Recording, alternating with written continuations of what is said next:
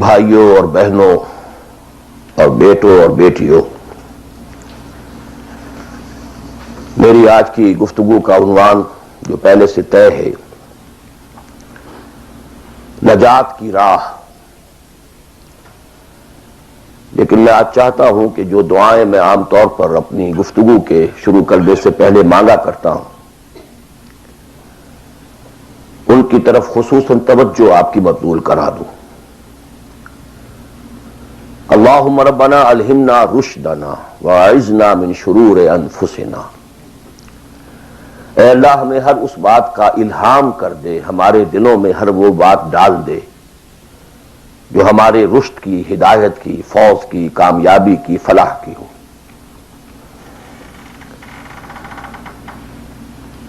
اللہم ارنا الحق حقا وارزقنا اتباعہ۔ اے اللہ ہمیں حق کو حق دکھا، ہم اس میں دھوکہ نہ کھا جائیں، مغالطے میں نہ مبتلا ہو جائیں، اور اسے قبول کرنے کی، اختیار کرنے کی ہمیں توفیق عطا فرما۔ محض حق کو سمجھ لینا کافی نہیں ہے، بلکہ الٹا نقصان دہ ہے اگر اسے اختیار کرنے کے لیے انسان تیار نہ ہو۔ اللہم ارنا الحق حقا وارزقنا اتباعہ وارنا الباطل باطلا وارزقنا اجتنابہ۔ ہمیں باطل کو باطل ہی دکھا، ایسا نہ ہو کہ ہم غلطی سے باطل کو حق سمجھ بیٹھیں، اور اے اللہ ہمیں اس باطل سے اجتناب کرنے کی، اس سے بچنے کی ہمت عطا فرما۔ اللہم وفقنا لما تحب وترضى، اور اے اللہ ہمیں ہر اس کام کی توفیق عطا فرما جو تجھے پسند ہے اور جن سے تو راضی ہوتا ہے۔ یہ دعائیں آپ میں سے ہر شخص اچھی طرح شعوری طور پر اس وقت اپنے دل میں مانگ لیں اور پھر میری گفتگو کو سماعت فرمائیں۔ نجات کا لفظ جو میں نے استعمال کیا ہے وہ ان کئی الفاظ میں سے سب سے نچلی سطح کا لفظ ہے جنہیں قرآن مجید کامیابی کے لیے استعمال کرتا ہے۔ بہت سے الفاظ آپ نے سنے ہوں گے، فوز، اولئک هم الفائزون، وہ کامیاب لوگ ہیں۔ رشد، اولئک هم الراشدون، وہ لوگ ہیں کہ جو بڑے نصیب والے ہیں۔ فلاح، اولئک هم المفلحون، وہ ہیں اصل میں کہ جنہوں نے بلند ترین کامیابی حاصل کر لی۔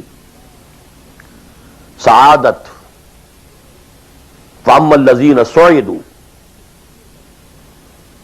ان میں سب سے نیچے کا لفظ ہے نجات۔ نجات سے اوپر ہے فوز، فوز سے اوپر ہے فلاح۔ یہ اس کی ہائر ڈگریز ہیں، جیسے کامیابی امتحانات میں ایک محض پاس ہو جانا ہے اور ایک اس میں اے گریڈز لے کر آنا ہے، یا ہمارے ہاں وہ ڈویژن شمار ہوتے ہیں، فرسٹ ڈویژن ہے، سیکنڈ ڈویژن ہے۔ تو یہ کئی اصطلاحات ہیں، فوز، فلاح، رشد، سعادت۔ سب سے کم سب سے نیچے، سب سے کم نجات۔ وَمَالِي أَدْعُوكُمْ إِلَى النَّجَاةِ وَتَدْعُونَنِي إِلَى النَّارِ۔ تو کم سے کم جو کامیابی کی شرائط اسلام میں ہیں، آج ہمیں ان پر گفتگو کرنی ہے۔ اللہ تعالی ہمیں اس سے اوپر بڑھنے کی توفیق دے، رشد اور فوز اور فلاح کی منزلوں سے ہم کنار فرمائے۔ لیکن ظاہر بات ہے کہ یہ تمام منزلیں بعد میں ہیں، پہلے کامیابی تو ہو۔ جہاں تک اس نجات کی راہ کا تعلق ہے، اس کے موضوع پر کیونکہ قرآن مجید کی جامع ترین صورت جو اس لیول پر گفتگو کرتی ہے اور جامع ترین ہے، وہ سورۃ العصر ہے۔ والعصر ان الانسان لفی خسر الا الذین آمنوا وعملوا الصالحات وتواصوا بالحق وتواصوا بالصبر۔ ثابت ہوا یہ بیس لائن ہے، اس سے نیچے تو نجات ہی نہیں ہے، وہ تو خسران ہے، ناکامی ہے، یہ بیس لائن ہے۔ اسی لیے میرا جو کتاب چاہے نجات کی راہ سورۃ العصر کی روشنی میں، the road to salvation in the light of سورۃ العصر، اردو میں بھی ہے، انگریزی میں بھی ہے۔ تو جیسا کہ میں نے بتایا تھا اپنی ترجمہ قرآن کے نشستوں میں کہ میں نے اسی سورۃ العصر پر بیس کر کے ایک منتخب نصاب قرآن مجید کے مطالعے کا سلیکٹڈ کورس آف اسٹڈی یہ مرتب کیا، جس میں آم کی گٹھلی جس طریقے سے وہ شے ہے جس سے پورا آم کا درخت وجود میں آ جاتا ہے، ایسے ہی سورۃ العصر ہے جس سے پورا قرآن جو ہے کھلتا چلا جاتا ہے۔ کتاب احکمت آیاتہ ثم فصلت من لدن حکیم خبیر، کل قرآن سورۃ العصر میں ہے۔ اس پر میرے آڈیوز ہیں، ویڈیوز ہیں، پورا منتخب نصاب بھی سمجھیے سورۃ العصر کی تفسیر ہے۔ بہرحال اس موضوع پر میں نے گزشتہ 35 سالوں میں لا تعداد مرتبہ گفتگو کی، لیکن آج میں ذرا ایک مختلف زاویے سے، مختلف اسلوب میں، باتیں وہی ہیں، حق تو ایک ہے، جہنم ایک ہی ہوگی، اس کے اندر داخلے کے دروازے لہا سبعۃ ابواب، جنت ہے، اس سے داخلے کے دروازے مختلف ہیں، حق ایک ہے، لیکن اپروچ اس تک جانے کے لیے راستے ہیں بہت سے۔ تو میں آج ذرا ایک مختلف اسلوب سے وہی باتیں آپ کے سامنے دہراؤں گا۔ مختلف اسلوب کا فائدہ ہوتا ہے، جس بات کو انسان ایک خاص انداز سے سنتے رہنے کا عادی ہو جائے پھر اس پر توجہ نہیں کرتا۔ بہت مرتبہ سنی ہے یہی بات ہے، لیکن ذرا سا اسلوب بدل دیجئے تو ذہن جو ہے وہ بیدار ہو جاتے ہیں اور ایک نئی آمادگی پیدا ہو جاتی ہے بات کو سمجھنے کے لیے۔ اسی لیے وہ بڑا پیارا مصرع ہے کہ ایک پھول کا مضمون ہو تو 100 رنگ سے بانگوں۔ بات تو ایک ہی پھول کو ڈسکرائب کرنا ہے، لیکن اس کو اس طرح سے کروں، اس طرح سے کروں، ایسے کروں، اور اسی کو قرآن مجید نے استعمال کیا۔ یہ اصل اسلوب قرآن کا ہے، کذالک نصرف الآیات، تصریف الآیات، آیات کو گردش دینا۔ ایک آیت میں ایک مضمون پہلے ہے، دوسرا بعد میں ہے، دوسری آیت میں دوسرا مضمون جو ہے وہ پہلے آ گیا ہے اور پہلا جو ہے وہ بعد میں لے آئے ہیں۔ یا ایھا الذین آمنوا کونوا قوامین بالقسط شہداء للہ، یہ سورہ نساء میں ہے۔ یا ایھا الذین آمنوا کونوا قوامین للہ شہداء بالقسط، یہ آپ کو سورہ مائدہ میں مل جائے گا۔ لِیَکُونَ الرَّسُولُ شَہِیدًا عَلَیکُمْ وَتَکُونُوا شُہَدَاءَ عَلَى النَّاسِ، یہ سورہ حج میں ہے۔ لِتَکُونُوا شُہَدَاءَ عَلَى النَّاسِ وَیَکُونَ الرَّسُولُ عَلَیکُمْ شَہِیدًا، یہ سورہ بقرہ میں ہے۔ تصریف الآیات، کذالک نصرف الآیات۔ تو میں آج کوشش کر رہا ہوں تصریف آیات کے اس اسلوب کو کسی درجے میں، قرآنی اسلوب ہے، اس کو کاپی کرنا بھی آسان نہیں ہے، کوشش کروں گا اس سے اپنی وہی بات جو آپ میں سے بہت سے حضرات کے سامنے اس سے پہلے بہت مرتبہ آ چکی ہوگی، لیکن نئے اینگل سے۔ وہ اینگل کیا ہے؟ اللہ کا، دین کا ایک ہی تقاضا ہے انسان سے، وہ تقاضا جس کے بارے میں ہم کہہ سکتے ہیں کہ 100 بات کی ایک بات، ایک بات۔ جیسے اردو کا ایک محاورہ ہے، ہاتھی کے پاؤں میں سب کے پاؤں، وہ اتنا چوڑا پاؤں ہے کہ وہ سب پاؤں رکھ دیں تو اس میں آ جائیں۔ اس طریقے سے ایک بدو صحابی آئے تھے حضور سے، انہوں نے ایک سوال کیا تھا کہ مجھے کل دین کی بات ایک جملے میں سمجھا دیجئے۔ آپ نے فرمایا ہاں ٹھیک ہے، آؤ، قل آمنت باللہ ثم استقم، دیٹس آل، اللہ پر کہو کہ میں اللہ پر ایمان لایا، پھر اس پر جم جاؤ۔ اسی طرح آج میں آپ سے دین کا کل تقاضا، اللہ کا کل مطالبہ، اور میرے ذہن میں وہ آیت آ رہی ہے کلا لما یقض ما امرہ، ہم نے ایک ہی تقاضا انسان سے کیا، اس نے اس کو پورا نہیں کیا۔ اور میرے ذہن میں اس وقت ایک سین آ رہا ہے، وہ جو پکچر بنائی گئی تھی حضور کی سیرت پر، دی میسنجر آف اللہ، the messenger of God perhaps, اس میں دکھایا گیا ہے کہ ابو طالب بستر وفات پر ہیں، آخری وقت ہے، قریش کا وفد آیا ہے الٹیمیٹم لے کر کے، ابو طالب اب ہمارا صبر کا پیمانہ لبریز ہو گیا، یا تو اپنے بھتیجے کو روک لو ورنہ پھر آئیے اوپن، پھر ایک اوپن چیلنج ہے، کھلے میدان میں مقابلہ کیجیے۔ ایک جملہ اس وقت اس پکچر میں ہے جو کہا ابو طالب نے، ون ورڈ،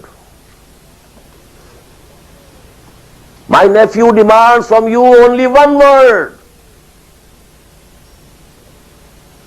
اس نے تم سے کیا تقاضا کیا ہے؟ تم سے دولت نہیں مانگی، تم سے مال نہیں مانگا، تم سے حکومت نہیں مانگی، کچھ بھی تو نہیں مانگتا، وہ ایک بات مانگتا ہے، ایک کلمہ تک مانگتا ہے۔ ابو جہل نے فوراً ریٹارٹ کیا، دی ون ورڈ ہی demands demolishes all the gods. اور ایک بات اس کی ایسی ہے کہ جو ہمارے سارے معبودوں کا تیا پانچا کر کے رکھ دیتی ہے، ختم کر دیتی ہے۔ ایک بات، دین تو ایک بات ہے۔ اسی انداز میں آپ کو بتا رہا ہوں کہ اللہ کا کل تقاضا، دین کا کل تقاضا ایک لفظ میں ہے، وہ لفظ ہے عبادت۔ تمام انبیاء کی دعوت آپ قرآن مجید میں مختلف مکی صورتوں میں پڑھیں گے، ان اعبدوا اللہ ما لکم من الہ غیرہ، اللہ کی عبادت کرو، تمہارا اس کے سوا کوئی الہ، کوئی معبود نہیں۔ خود قرآن کی دعوت صرف اس فرق کے ساتھ کہ پہلے انبیاء کہتے تھے یا قوم اعبدوا اللہ، اے میری قوم کے لوگوں اللہ کی عبادت کرو، اللہ کی بندگی کرو۔ حضور چونکہ بھیجے گئے پوری نوع انسانی کے لیے، تو یہاں خطاب ہے یا ایھا الناس اعبدوا ربکم الذی خلقکم والذین من قبلکم لعلکم تتقون۔ اے لوگو، اے بنی آدم، بندگی کرو، پرستش کرو اپنے رب کی جس نے تمہیں پیدا کیا۔ سورہ ذاریات میں فرمایا وما خلقت الجن والانس الا لیعبدون، تمہاری غایت تخلیق ہی یہ ہے، ہم نے تمہیں پیدا ہی اس لیے کیا ہے کہ تم ہماری بندگی کرو، ہماری عبادت کرو۔ اور وہی 100 بات کی ایک بات حضرت یوسف نے اپنے قید خانے کے ساتھیوں سے کہی تھی، ان الحکم الا للہ امر لا تعبدوا الا ایاہ ذلک الدین القیم۔ ایک جملے میں کل دین قیم ہے، مکمل دین ہے، اس کے سوا کسی اور کی عبادت اور بندگی نہ کرو۔ تو ایک لفظ ہے، ایک تقاضا ہے، ہم پورا کر دیں تو نجات بھی ہے، فوز بھی ہے، فلاح بھی ہے، رشد بھی ہے، سعادت بھی ہے، ہدایت بھی ہے، سب کچھ۔ لیکن اب یہ کہ یہ عبادت ہے کیا؟ عبادت کے 5 اجزاء، بلکہ اجزاء کا لفظ میں نے غلط شمار کیا، استعمال کیا، 2 تو ہے لازمی اجزاء، لازمی، اور 3 اس کے ضمنی پہلو ہیں، تو 2 × 3 5۔ یہ 5 باتیں اگر یاد نہیں رہتی ہیں تو عبادت کا تصور آپ کا درست نہیں ہوگا۔ آخر کوئی اتنی بڑی بات ہے کہ تمام نبی اسی کی رٹ لگاتے رہے، اسی کی تکرار کرتے رہے؟ کوئی اتنی بڑی بات ہے کہ ابدی فوز و فلاح اور رشد اور سعادت اس کے ساتھ وابستہ ہے؟ کوئی بہت بڑی بات ہے، معمولی بات تو نہیں۔ ابدی جہنم اور ابدی جنت، کتنا فرق ہے، اور وہ اسی ایک لفظ کے ساتھ وابستہ ہے۔ عبادت ہے کیا؟ اس کے 2 جو لازمی اجزاء ہیں، ان میں سے ایک کی مثال ہے جسم۔ یہ میرا جسم 2.5 من وزن ہے اس کا، یہ میرا جسم ہے۔ ایک اس میں روح ہے، بدن وغیرہ نہیں ہے، نہ نظر آتی ہے، لیکن اصل انسان وہ روح ہے۔ اسی طرح عبادت کا جو جسد ظاہری ہے، جو نظر آتا ہے، پیلپیبل ہے، محسوس ہوگا، سامنے آئے گا، وہ ہے اطاعت کلی، total obedience, without any reservation, کوئی استثناء نہ ہو۔ مخلصین لہ الدین، اطاعت کو اس کے لیے خالص کرتے، ٹوٹل اوبیڈینس۔ یہ ہے جسد، 2.5 من جو ہے عبادت وہ یہ ہے، اور اس کی روح کیا ہے؟ اللہ کی محبت۔ یہ اطاعت محبت جذبے سے سرشار ہوگا تب تو عبادت ہے، ورنہ اطاعت ہے صرف۔ اطاعت تو انسان حکمرانوں کی بھی کرنے پہ مجبور ہو جاتا ہے۔ ہم انگریزوں کی اطاعت کرتے تھے، آپ یہاں بہت سے ایسے قوانین کی اطاعت کرتے ہیں جو آپ کو پسند نہیں ہے، مجبوری ہے، آ گئے ہیں، رہ رہے ہیں، کیا کریں۔ لیکن جب آؤٹ آف لو، انٹینس لو، جب کسی کی ٹوٹل اوبیڈینس قبول کی جائے گی تو یہ عبادت ہے۔ یہ 2 ہے اجزاء لازم۔ اس کو بڑی خوبصورتی سے امام ابن تیمیہ اور حافظ ابن قیم انہوں نے بیان کیا ہے۔ العبادت تجمع اصلین، غایت الحب مع غایت الذل والخضوع۔ 2 چیزیں جمع ہوتی ہیں تو عبادت پوری ہوتی، انتہا درجے کی محبت اور انتہا درجے کی عاجزی اور اطاعت اور سرفگندگی کسی کے سامنے۔ یہ دونوں چیزیں اطاعت کے لازمی اجزاء ہیں عبادت کے۔ اور ان دونوں کے بارے میں ایک بات اور نوٹ کیجئے، ان دونوں کے اعتبار سے اللہ اور اس کا رسول بریکٹڈ ہیں، ساتھ جڑے ہوئے، اس لیے کہ اللہ کی اطاعت رسول کی اطاعت کے ذریعے ہے۔ وَمَا أَرْسَلْنَا مِن رَّسُولٍ إِلَّا لِيُطَاعَ بِإِذْنِ اللَّهِ وَمَن يُطِعِ الرَّسُولَ فَقَدْ أَطَاعَ اللَّهَ۔ وہ ریپرزنٹیٹو ہے، وہ نمائندہ ہے اللہ کا، لہذا اللہ کی اطاعت، اطیعوا اللہ واطیعوا الرسول۔ اطاعت میں یہ دونوں بریکٹڈ ہیں۔ یہی وجہ ہے کہ قانون اسلامی کی مستقل سورسز جو ہیں وہ یہی 2 ہیں، اللہ کی کتاب اور اس کے رسول کی سنت۔ اسی طرح محبت میں بھی دونوں بریکٹڈ ہیں۔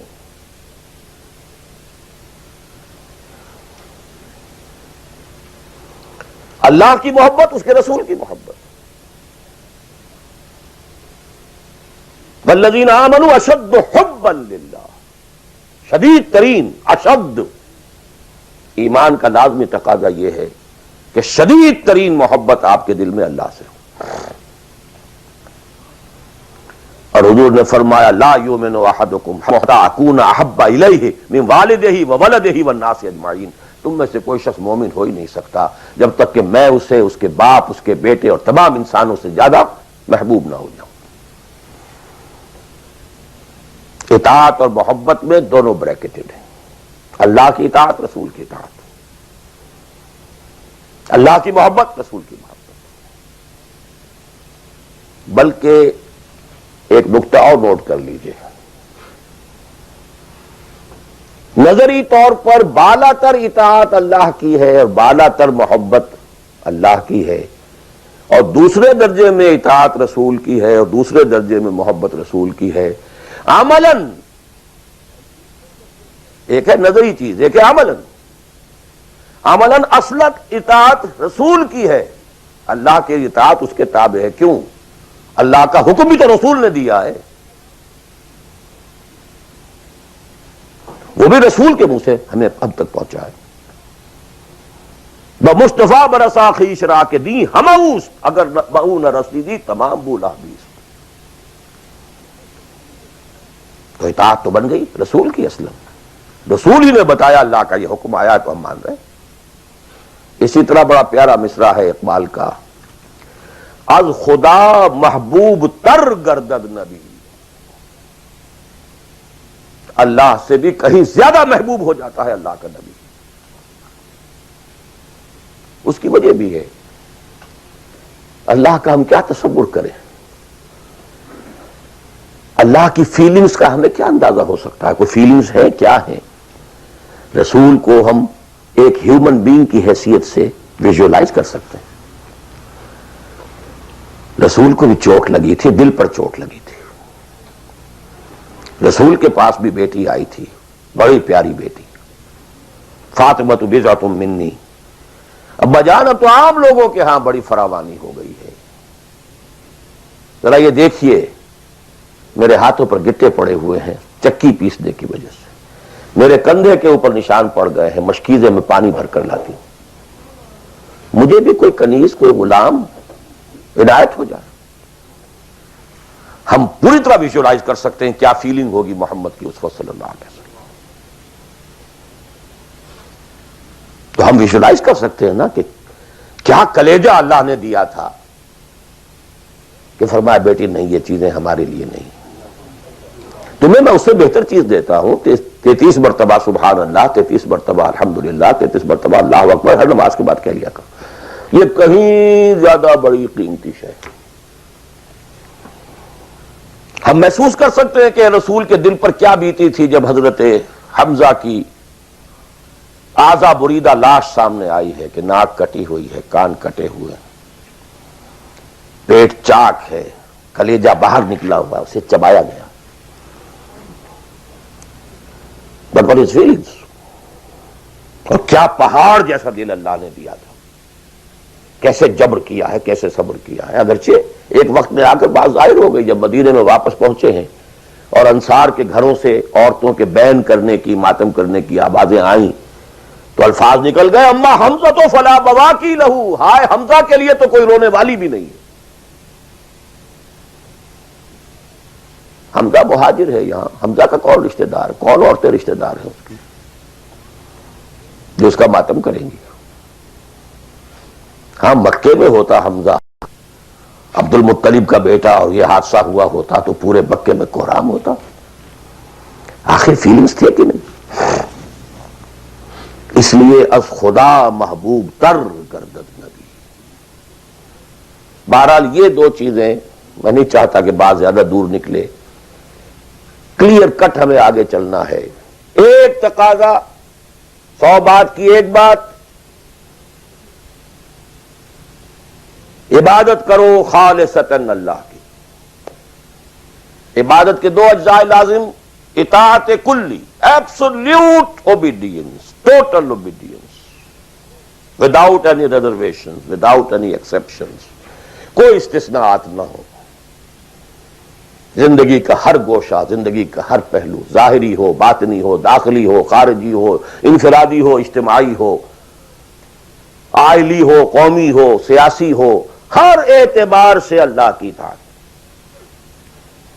اور یہ اطاعت ہو اللہ کی محبت کے جذبے سے سرشار ہو کر, اور ان دونوں چیزوں میں اللہ کے ساتھ نظری طور پر, ثانوی طور پر, عملاً اولاً محبت رسول اور اطاعت رسول شامل ہے. 3 چیزیں ضمنی ہیں, اور یہ ضمنی چیزیں ایکسکلوسیو اللہ کے لیے, خالص اللہ کے, یہ رسول کے لیے نہیں.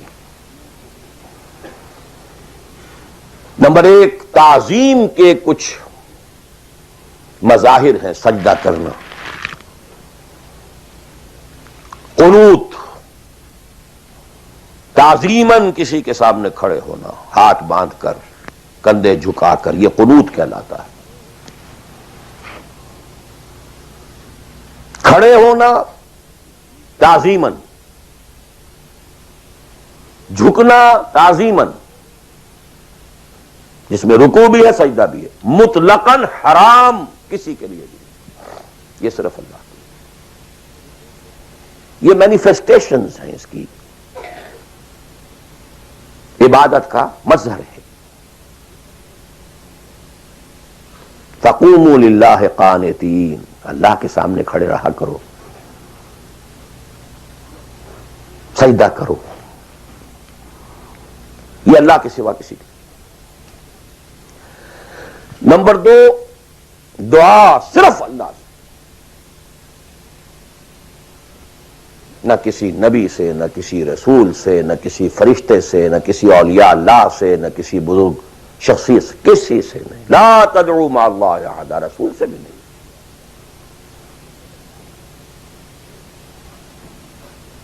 اب اس میں کئی الفاظ نوٹ کر لیجئے. استدعاء, استغاثہ, استمداد, استعانت, وہی مدد ہے. استنصار صرف اللہ.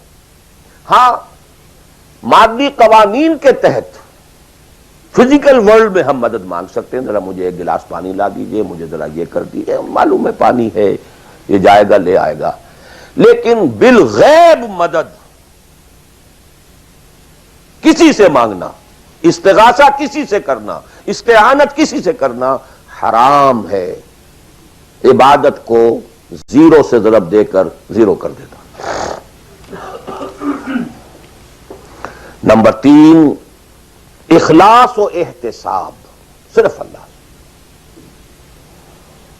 جو نیک کام کرے صرف اس کی خوشنودی کے لیے. یہاں تک کہ حضور کے سامنے ایک صحابی ایسے ہی محاورے میں رواں روی میں کہہ بیٹھے ما شاء اللہ و ما شئتا، جو آپ چاہیں اور اللہ چاہے. فوراً ڈانٹ دیا اجعلتنی للہ ندن، تم نے مجھے اللہ کا مد مقابل بنا دیا. مشیت صرف اس کی. وما تشاءون الا ان یشاء اللہ.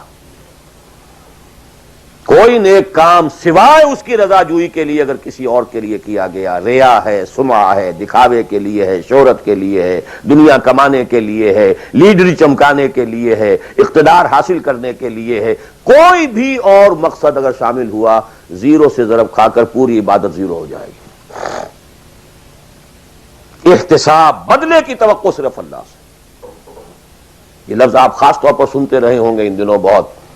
من صام رمضان ایمانا واحتسابا غفر له ما تقدم من ذنبه ومن قام رمضان ایمانا واحتسابا غفر له ما تقدم من ذنبه ومن قام ليلة القدر ایمانا واحتسابا. ایمان کے ساتھ احتساب کیوں آ رہا ہے؟ اس کا اجر و ثواب سوائے اللہ سے اور کسی سے توقع نہ ہو. یہ 5 چیزیں ہیں. جہاں تک اطاعت کا تعلق ہے اس میں ایک ایکسیپشن نوٹ کر لیجئے. کہیں کسی وقت نسیان سے، خطا سے یا جذبات کے طوفان میں آ کر کوئی غلط حرکت کر بیٹھا، لیکن فوراً توبہ کر لے، یہ مستثنیٰ ہے. میں نے 3 الفاظ کہے. خطا، آپ نہیں سمجھتے تھے کہ جو میں کرنے چلا ہوں یہ ڈس اوبیڈینس ہے، آپ کو پتہ ہی نہیں تھا، خطا ہو گئی. نسیان، بھول گئے. ایک وقت ایسا ہے کہ آدمی کے اوپر غفلت کا ایک پردہ پڑ جاتا ہے. حضور خود فرماتے انہ لیغان علی قلبی وانی لاستغفر اللہ فی کل یوم 70 مرہ. میرے دل پر بھی کبھی کبھی حجاب سا آ جاتا ہے، میں روزانہ 70 مرتبہ استغفار کرتا ہوں اللہ. تو ہم اپنے حجابات پر حضور کے حجاب کو قیاس نہیں کر سکتے کہ نسبت خاک رابع عالم پاک، وہ کوئی اور شے ہے، یہ کوئی اور شے ہے. لیکن یہ کہ باہر پردہ تو پڑتا ہے، اس میں کوئی غلط حرکت سرزد ہو گئی. یا نمبر 3، جذبات کا کوئی ہیجان تھا جس نے کہ اوور پاور کر دیا، انسان کی قوت ارادی کو معطل کر دیا، کوئی غلط حرکت سرزد ہو گئی. لیکن پھر توبہ فوراً. انما التوبۃ علی اللہ للذین یعملون السوء بجہالۃ ثم یتوبون من قریب. جیسے ہی طوفان گزرا فوراً ہوش میں آیا، یہ مجھ سے کیا ہو گیا؟ لا الہ الا انت سبحانک انی کنت من الظالمین. ربنا ظلمنا انفسنا وان لم تغفر لنا وترحمنا لنکونن من الخاسرین وان لم تغفر لی وترحمنی لاکونن من الخاسرین. اب یہ دعا رہے، گڑ گڑا کر اللہ معاف کر دے گا. It will be written off. It will be expunged. محو کر دیا جائے گا. یکفر عنہ سیئاتہ، اس کے معنی یہی ہے. ہاں اس کے برعکس اگر ایک گناہ بھی جان بوجھ کر مستقلاً کرتے رہے، ایک، باقی ساری 99% عبادت ہو رہی ہے، ایک حرام شے کو اپنے لیے حلال ٹھہرا لیا، شعوری طور پر، ارادی طور پر، مداومت کے ساتھ اس کے اوپر ڈیرے جما لیے، وہ ایک گناہ جو ہے وہ پوری عبادت کو زیرو سے ضرب دے کر زیرو کر دے گا، اور خلود فی النار، آگ میں ہمیشہ رہنے کی وعید. بلا من کسب سیئۃ واحاطت بہ خطیئتہ فاولئک اصحاب النار هم فیہا خالدون. ان پوائنٹس کو اچھی طرح نوٹ کیجئے. خطا خطا میں فرق ہے، گناہ گناہ میں فرق ہے. ایک گناہ غیر شعوری طور پر ہو گیا، خطا سے ہو گیا، نسیان سے ہو گیا، وقتی طوفان جذبات کا، کسی ایسی محفل میں تھے، مجلس میں تھے، کھو گئے، غلطی ہو گئی، فوراً متنبہ ہو گئے فوراً. یہ اور ہے. جیسے کہ آدمی، مجھے اچھی طرح یاد ہے ایک مرتبہ، اور میں بھولتا نہیں اس واقعے کو، میں میڈیکل کالج میں پڑھ رہا تھا تو ایک سائیکل پر جا رہا تھا کالج، اور سلپری تھی روڈ. جب سائیکل سلپ کرتی ہے تو پتہ نہیں چلتا میں کب گر گیا.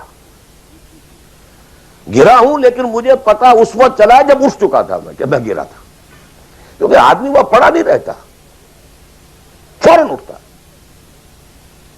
یہ جو ہے فوراً اٹھنا، ثم یتوبون من قریب، یہ بھی بعد میں معلوم ہوتا ہے کہ میں گرا تھا جبکہ اٹھ چکا ہوتا آدمی. اتنا انسٹنٹینیس ہوتا ہے. یہ ہے یتوبون من قریب. اور اس کو اللہ نے اپنے ذمے، انما التوبۃ علی اللہ، اللہ کے ذمے ہے یہ کہ وہ ایسے شخص کی توبہ قبول کرے. انما التوبۃ علی اللہ للذین یعملون السوء بجہالۃ ثم یتوبون من قریب. بہرحال یہ ایک اس کی ضمنی بات تھی کہ اطاعت کلی کے ضمن میں ان دونوں چیزوں کو ذہن میں رکھیے. گناہ کا ہو جانا، کل بنی آدم خطاؤون وخیر الخطائین التوابون، التائب من الذنب کمن لا ذنب لہ. بہت اس میں ہمارے لیے پر امید باتیں کہی گئی. اللہ کو اپنے گناہگار بندے کی توبہ سے اتنی ہی خوشی ہوتی ہے جتنی کہ اس شخص کو ہوئی جو ایک صحرا میں سفر کر رہا تھا. ایک ہی اونٹ تھا، اسی پر اس کا پانی تھا، اسی پر اس کا راشن تھا. تھوڑی دیر کے لیے سستانے کو لیٹا، آنکھ کھلی تو اونٹ غائب. دوڑ رہا ہے مشرق میں، مغرب میں، شمال میں، جنوب میں، تھک ہار کر بیٹھ گیا ہے. اب وہ موت کا انتظار کر رہا، نہ پانی ہے، نہ کوئی غذا ہے، نہ کوئی سواری ہے کہ اس صحرا لقدق صحرا سے نکل سکے. کہ اچانک دیکھتا ہے کہ اونٹ تو کھڑا ہے، موجود ہے. تو اسے اتنی خوشی ہوتی ہے کہ وہ کہتا ہے اللہ تو میرا بندہ، میں تیرا رب. کہنا یہ چاہتا تھا اللہ تو میرا رب، میں تیرا بندہ، لیکن اتنا مغلوب ہو گیا ہے اس وقت جذبات میں خوشی کے کہ کہہ یہ بیٹھا کہ اللہ تو میرا بندہ، میں تیرا رب. اتنی خوشی ہوتی ہے اللہ کو اپنے کسی گناہگار بندے کی توبہ سے. تو یہ وہ ہے وہ مسئلہ عارضی، فوری، لا علمی، جہالت، طوفان یا کسی ماحول کے فوری اثر کے تحت کوئی غلطی ہو گئی، فوراً توبہ کی. لیکن یہ کہ اگر جان بوجھ کر کانشس ڈیسیژن ایک حرام شے کو بھی اگر مستقلاً اختیار کر لیا، بلا من کسب سیئۃ واحاطت بہ خطیئتہ فاولئک اصحاب النار هم فیہا خالدون. اب آئیے نیکسٹ، میں جسے آج ایک نیا اینگل کہہ رہا ہوں وہ کیا ہے. دیکھیے اطاعت کے دو پہلو ہیں، انفرادی اور اجتماعی. مجھے مراد کیا ہے؟ ان کی ریشو پروپورشن مختلف ہوگی. کوئی بہت آرگنائزڈ سوسائٹی ہے، اسٹیٹ کا کانسیپٹ ہے، اجتماعیت کا پڑھنا بہت بھاری ہو جاتا ہے، انفرادیت بہت محدود ہو جاتی ہے. کوئی بڑی پریمیٹو سی سوسائٹی ہے، آرگنائزڈ اسٹیٹ نہیں ہے، تو انفرادیت کا دائرہ وسیع ہوتا ہے، اجتماعیت محدود ہوتی ہے. In various proportions. لیکن پہلے ان کو آئیڈینٹیفائی کیجئے، اس سے میری مراد کیا ہے. ایک وہ اللہ کی اطاعت ہے کہ جو ایک انسان کے اپنے بس میں ہے، وہ کر سکتا ہے. چاہے بھوک آ جائے، فاقہ آ جائے، نقصان ہو جائے، جان کا اندیشہ ہو جائے، یہ کر سکتا ہے. ایک وہ اطاعت ہے جو کسی صورت کر ہی نہیں سکتا جب تک کہ اجتماعی ماحول نہ بدلے. کتنا ہی سنسیئر ہو، کتنا ہی نیک ہو، کتنا ہی فیصلہ کر لے، کر ہی نہیں سکتا. وہ اس کے ہاتھ میں ہے ہی نہیں. ایک ریاست ہے، آرگنائز اسٹیٹ ہے، اس کا لا ہے، آپ اس میں رہ رہے ہیں تو وہی قانون چلے گا، آپ کے بس میں نہیں ہے۔ آپ کا بیٹا فرض کیجئے خدا نہ خواستہ زنا کرے تو آپ اسے رجم نہیں کر سکتے، چاہے آپ کا بیٹا ہے۔ You have no power, no authority. آپ کا اپنا بیٹا اپنی بیٹی چوری کر لے، آپ ہاتھ نہیں کاٹ سکتے۔ مجھے یاد آ رہا ہے لو ان فاطمہ بنت محمد سرقت، بالفرض ہی کہہ رہا ہوں نا میں بھی، مفروضے کے طور پر آپ نہیں ہاتھ کاٹ سکتے۔ ایک معاشرہ ہے جس کے اندر پوری معیشت جو ہے سود کے اوپر ہے، آپ سانس بھی نہیں لے سکتے کہ جو سود سے خالی ہو، امپاسبل۔ ایک اسٹیٹ ہے، آپ اس کے سٹیزن ہیں، آپ اس کے کانسٹیٹیوشن کے لائل ہیں، فیتھفل ہیں۔ تو جیسا کہ میں نے کہا تھا آرگنائز سوسائٹی اسٹیٹ میں یہ دائرہ بہت بڑھ جاتا ہے۔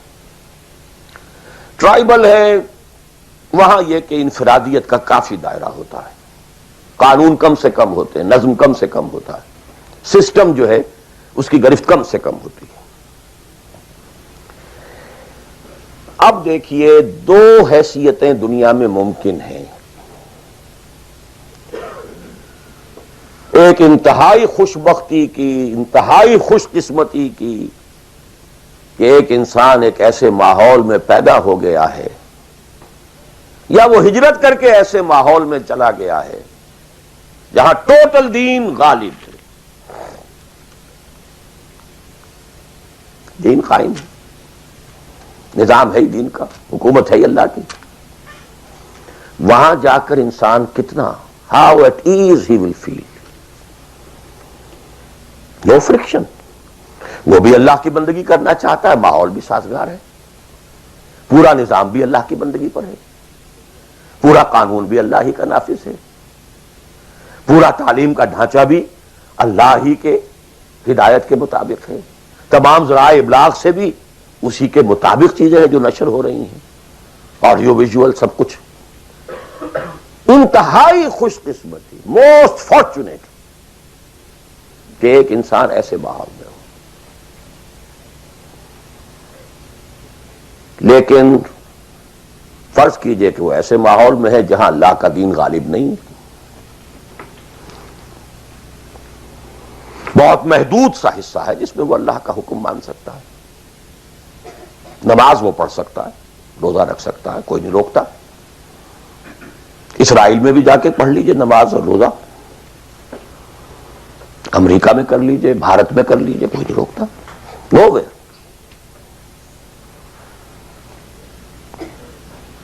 لیکن باقی ویرینگ ڈگریز میں ہوگا یہ کہ زندگی کا 75%، 80%، 50%، 60% وہ باطل کے قبضے میں ہے، تو وہ بھی تو 50%، 60% کافر ہے۔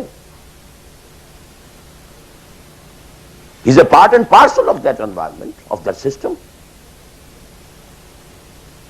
قرآن کے تینوں فتوے اس پر بھی تو لگ رہے ہیں، وَمَن لَّمْ يَحْكُم بِمَا أَنزَلَ اللَّهُ فَأُولَٰئِكَ هُمُ الْكَافِرُونَ وَمَن لَّمْ يَحْكُم بِمَا أَنزَلَ اللَّهُ فَأُولَٰئِكَ هُمُ الْفَاسِقُونَ وَمَن لَّمْ يَحْكُم بِمَا أَنزَلَ اللَّهُ فَأُولَٰئِكَ هُمُ الظَّالِمُونَ۔ وہی ظالم ہے، اور ظالم سے مراد مشرک، ان الشرک لظلم عظیم، وہی کافر ہیں۔ بتوں سے تجھ کو امید ہے، خدا سے نا امیدی، مجھے بتا تو صحیح اور کافری کیا ہے؟ کفر کہتے کسے؟ وہی تو فاسق ہیں، ناہنجار ہیں، باغی ہیں۔ ویرنگ ڈگریز کے اندر جتنا بھی اس نظام کی گرفت ہے، اس درجے میں ہر وہ شخص کافر اور ظالم اور مشرک ہے جو اس ماحول میں رہ رہا ہے۔ ان دونوں حالتوں میں دین کے تقاضے بالکل ایک دوسرے کے برعکس ہو جاتے ہیں۔ اب یہ پوائنٹ ہے جو میں چاہتا ہوں آج، I want to hammer it.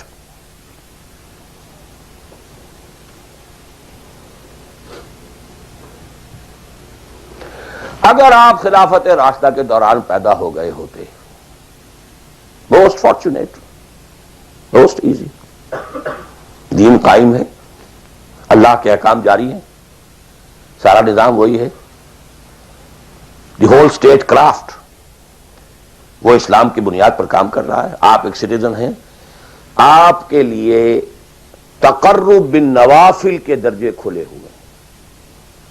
فرض تو پورے ہیں یہاں, نفل نماز پڑھیے, نفل علم حاصل کیجئے, نفل روزے رکھتے چلے جائیے, نفلی چلے کیجئے, جو چاہیے کیجئے, تقرب بالنوافل. اور اس تقرب بالنوافل کا درجہ یہاں تک اونچا ہو سکتا ہے وَيَتَقَرَّبُ إِلَيَّ عَبْدِي بِالنَّوَافِلِ حَتَّى أَكُونَ, میرا بندہ نوافل کے ذریعے سے میرا تقرب حاصل کرتا جاتا ہے, کرتا جاتا ہے, کرتا جاتا ہے, یہاں تک کہ میں اس کی آنکھیں بن جاتا ہوں جن سے وہ دیکھتا ہے, اس کے کان بن جاتا ہوں جن سے وہ سنتا ہے, اس کے ہاتھ بن جاتا ہوں جن سے وہ پکڑتا ہے, اس کے پاؤں بن جاتا ہوں جن سے وہ چلتا ہے. حدیث قدسی, اور سارے وہابی بھی مانتے ہیں اس کو, یہ نہ سمجھیے کہ یہ کسی صوفی کی بڑھ ہے. حدیث صحیح عند کل المحدثین. اللہ ہاتھ بن جاتا ہے آپ کا, اللہ پاؤں بنتا ہے آپ کا, اللہ آنکھ بنتا ہے آپ کی, اللہ کان بنتا ہے آپ کا. یہ بہت اونچی بات ہے, بہت اونچی بات ہے, بہت اونچی بات ہے. لیکن یہ تقرب بالنوافل کا درجہ کہاں آئے گا؟ جہاں آپ ایک اسلامی نظام کے تحت سانس لے رہے ہیں, جہاں وہ اسلامی نظام نہیں ہے. پہلا فرض تن من دھن اس نظام کو بدلنے کے لیے لگا دینا. اگر یہ نہیں ہے تو نماز نہیں ہے, منہ پر دے ماری جائے گی. میں جو کچھ کہہ رہا ہوں علی وجہ البصیرت کہہ رہا ہوں, میری پوری زندگی کے مطالعے کا نچوڑ ہے. نماز منہ پر دے ماری جائے گی, روزے منہ پر دے مارے جائیں گے. You reconcile yourself to that system جو میری بغاوت کے اوپر مبنی تھا.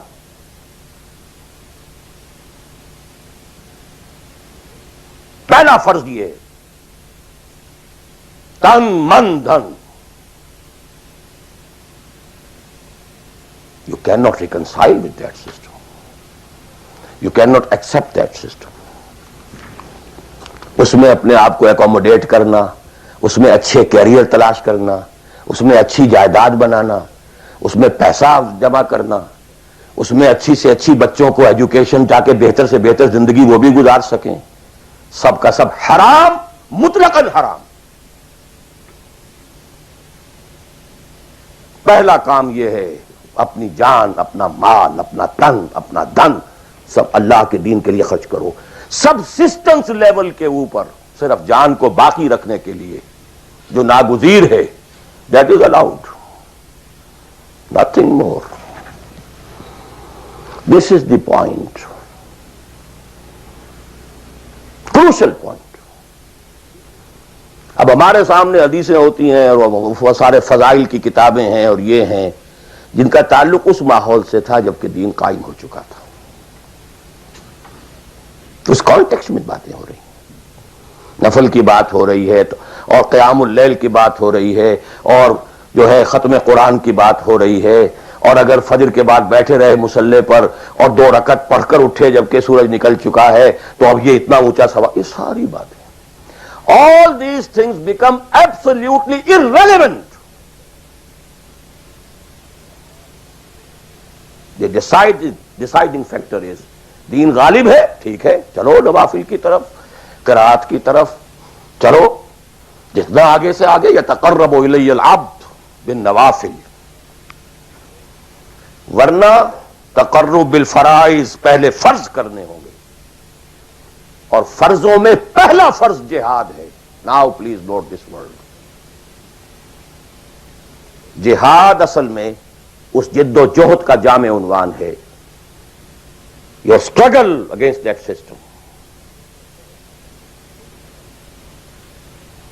لہذا انما المؤمنون الذين آمنوا بالله ورسوله ثم لم يرتابوا وجاهدوا باموالهم وانفسهم في سبيل الله. Integral part of the definition of a مومن.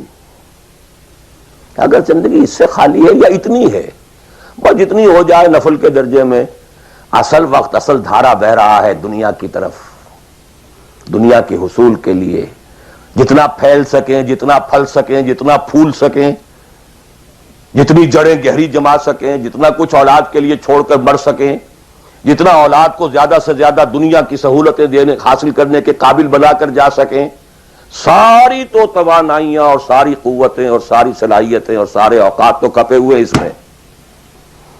اچھا آپ کو تھوڑا سا دین کا کام بھی، آخر دھوکہ تو اپنے آپ کو دینا ہی ہے نا.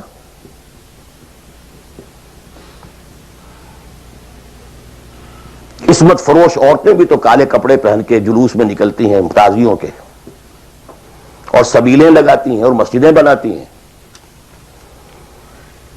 They have to deceive themselves. ڈاکو لوگ نہایت صفاق یتیموں اور بیواؤں کی سرپرستی کرتے تھے. ہمارے معاشرے میں جو بستہ الف بستہ بے کے غنڈے ہوتے ہیں، ان کے ہاں بھی نیکی کا، پن کا، خیر کا کھاتا ہوتا ہے. اسی طرح کچھ مذہبی ایکٹیویٹی ہے. اصل شے یہ ہے کس ماحول میں رہ رہے ہیں. بہت خوش قسمت ہوتا میں اور آپ، پھر آپ اچھے سے اچھا پہنتے، کوئی اعتراض نہیں، اچھے سے اچھا کھاتے. قل من حرم زینۃ اللہ التی اخرج لعبادہ والطیبات من الرزق. خلافت راشدہ میں آپ رہ رہے ہیں، آپ حلال ذریعے سے کما رہے ہیں، آپ بہت اچھا کھائیے، بہت اچھا پہنیے، بلکہ اللہ چاہتا ہے کہ اس کی نعمت جو اس نے تمہیں دی ہے وہ تم پر ظاہر ہو. لیکن پلیز نوٹ دی کانٹیکسٹ. دین مغلوب ہو اور آپ اچھا پہننے اور اچھے کھانے کی فکر میں ہو. مجھے جملہ یاد آ رہا ہے حضرت ابو بکر کا رضی اللہ تعالی عنہ. تھوڑا سا مسئلہ ہوا تھا کہ لوگوں نے کہا کہ زکوٰۃ ہم دیں گے لیکن زکوٰۃ ریاست کو نہیں دیں گے، اپنے طور پر خرچ کریں گے. حضرت ابو بکر نے فیصلہ کیا ان کے خلاف جنگ کا.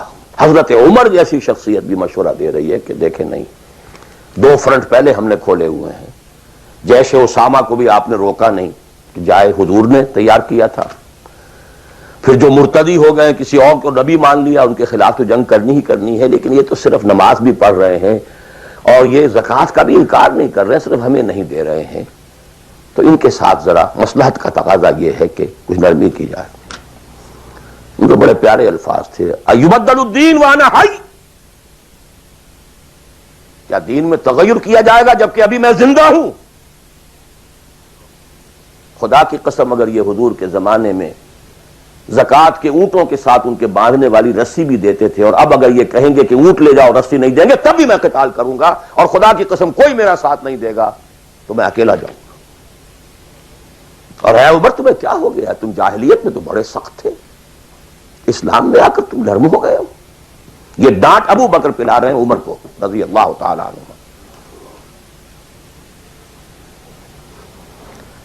تو اچھی طرح جان لیجیے، اب میں نہیں کہہ سکتا کہ میں کس طریقے سے اس کو بیان کروں، کیسے ٹھوک ٹھوک کر آپ کے ذہنوں میں اتار دوں. یہ ہے اصل شے. دین کا سارا سٹرکچر ہی بالکل ریورس ہو جاتا. The whole value structure absolutely changes. دین غالب ہے تو وہ ساری باتیں ہیں جو ہم نے خوب یاد کی ہوئی ہیں. آخر حقوق والدین بھی تو ہے نا، آخر بچوں کے حقوق بھی تو ہے نا. یہ حقوق والدین جو ہے ان مہاجرین کو یاد نہیں آئے جو اپنے ماں باپ کو چھوڑ کر مدینے پہنچ گئے تھے. یہ اولاد کے حقوق انہیں یاد نہیں آئے، بیویوں کے حقوق یاد نہیں آئے. وہ تو فینیٹکس تھے نا، پاگل تھے نا. مدینے کے منافقین نے انہیں سفہا کہا تھا، بے وقوف لوگ ہیں یہ. انؤمن کما آمن السفہاء. These fools, these fanatics. یہ ساری حدیثیں آپ کو یاد ہیں.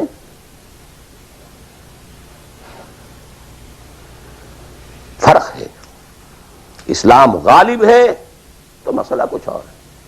اچھا کھائیں، اچھا پہنیں، نوافل ہے، نوافل پر نوافل ہے. جتنی ترقی کیجئے دنیا میں کرنا چاہیں دنیا میں کیجئے، روحانی ترقی کرنا چاہیں روحانی ترقی کیجئے. سارے میدان کھلے ہیں. علم میں، پروفیشن میں، کسی خاص فن میں ترقی کرنا چاہے کیجئے. دین غالب نہیں ہے اور آپ خود 50%، 60%، 70%، 90% کافر ہیں، اس لیے کہ اس ماحول کا جز ہیں جس میں کفر کا نظام ہے. تو پہلا کام تو اپنے آپ کو اس کفر سے نجات دلانا ہوگا. پھر نماز بھی اسی کے لیے ہے. وَاسْتَعِینُوا بِالصَّبْرِ وَالصَّلَاةِ، مدد حاصل کرو نماز سے. کس کام کے لیے مدد حاصل کرو؟ The mission to make the دین آف اللہ سپریم، ان اقیم الدین. نماز اس کے لیے سب سروینٹ ہے، اس کے لیے مدد ہے. روزہ اسی کے لیے جنگ کرنے کی صلاحیت پیدا کرنے کے لیے ہے. اس لیے 23ویں رکوع میں سورہ بقرہ کے روزے اور رمضان کے احکام میں 24ویں رکوع میں قتال شروع ہو گیا. قاتلوا فی سبیل اللہ الذین یقاتلونکم. اور عرب جو ہے وہ روزہ رکھواتے ہی صرف گھوڑوں کو تھے، خود تو رکھتے ہی نہیں تھے، کیونکہ گھوڑے کو استعمال کرتے تھے لوٹ مار میں، غارت گری میں، جنگوں میں. اور گھوڑا ہے نرم نازک مزاج جانور، پیاس برداشت نہیں کر سکتا، بھوک برداشت نہیں کر سکتا. اونٹ تو کر جاتا، چاہیے تھا انہیں گھوڑا. لہذا گھوڑے کو عادی بناتے تھے دھوپ کا، پیاس کا، بھوک کا، تاکہ ایسا نہ ہو کہ اہم مارکے کا وقت اور گھوڑے صاحب جواب دیے بیٹھے ہوں تو سوار کیا کرے گا. تو ساما یسومو عربی زبان میں گھوڑے کے لیے تھا، انسانوں کے لیے تھا ہی نہیں. یہ تو مدینے میں آنے کے بعد پھر حضور نے یہودیوں کو دیکھا کہ روزہ رکھتے ہیں تو آپ نے بھی مسلمانوں سے کہا عاشورہ کا روزہ ہے وغیرہ وغیرہ. چھوڑ دیجیے، اس بات کو لمبی ہو جائے گی. یہ ساری چیزیں اصل میں ہیں اس مقصد کے لیے.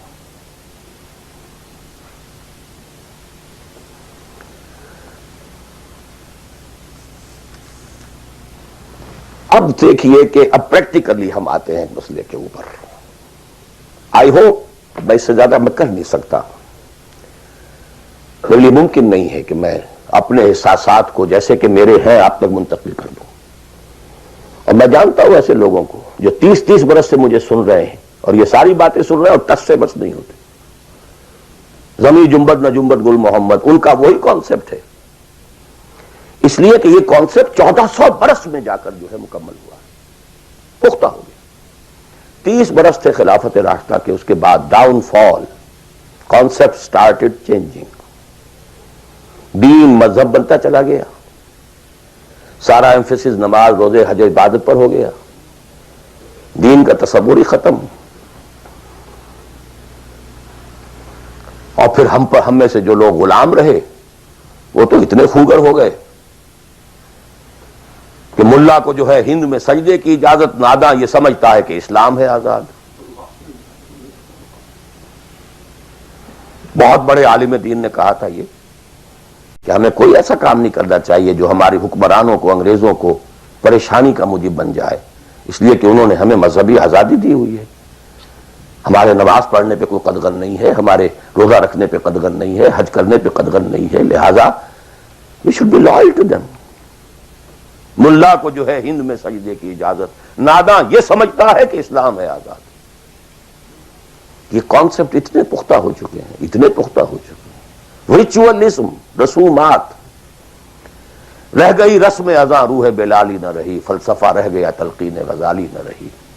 نماز و روزہ و قربانی و حج یہ سب باقی ہیں، تو باقی نہیں.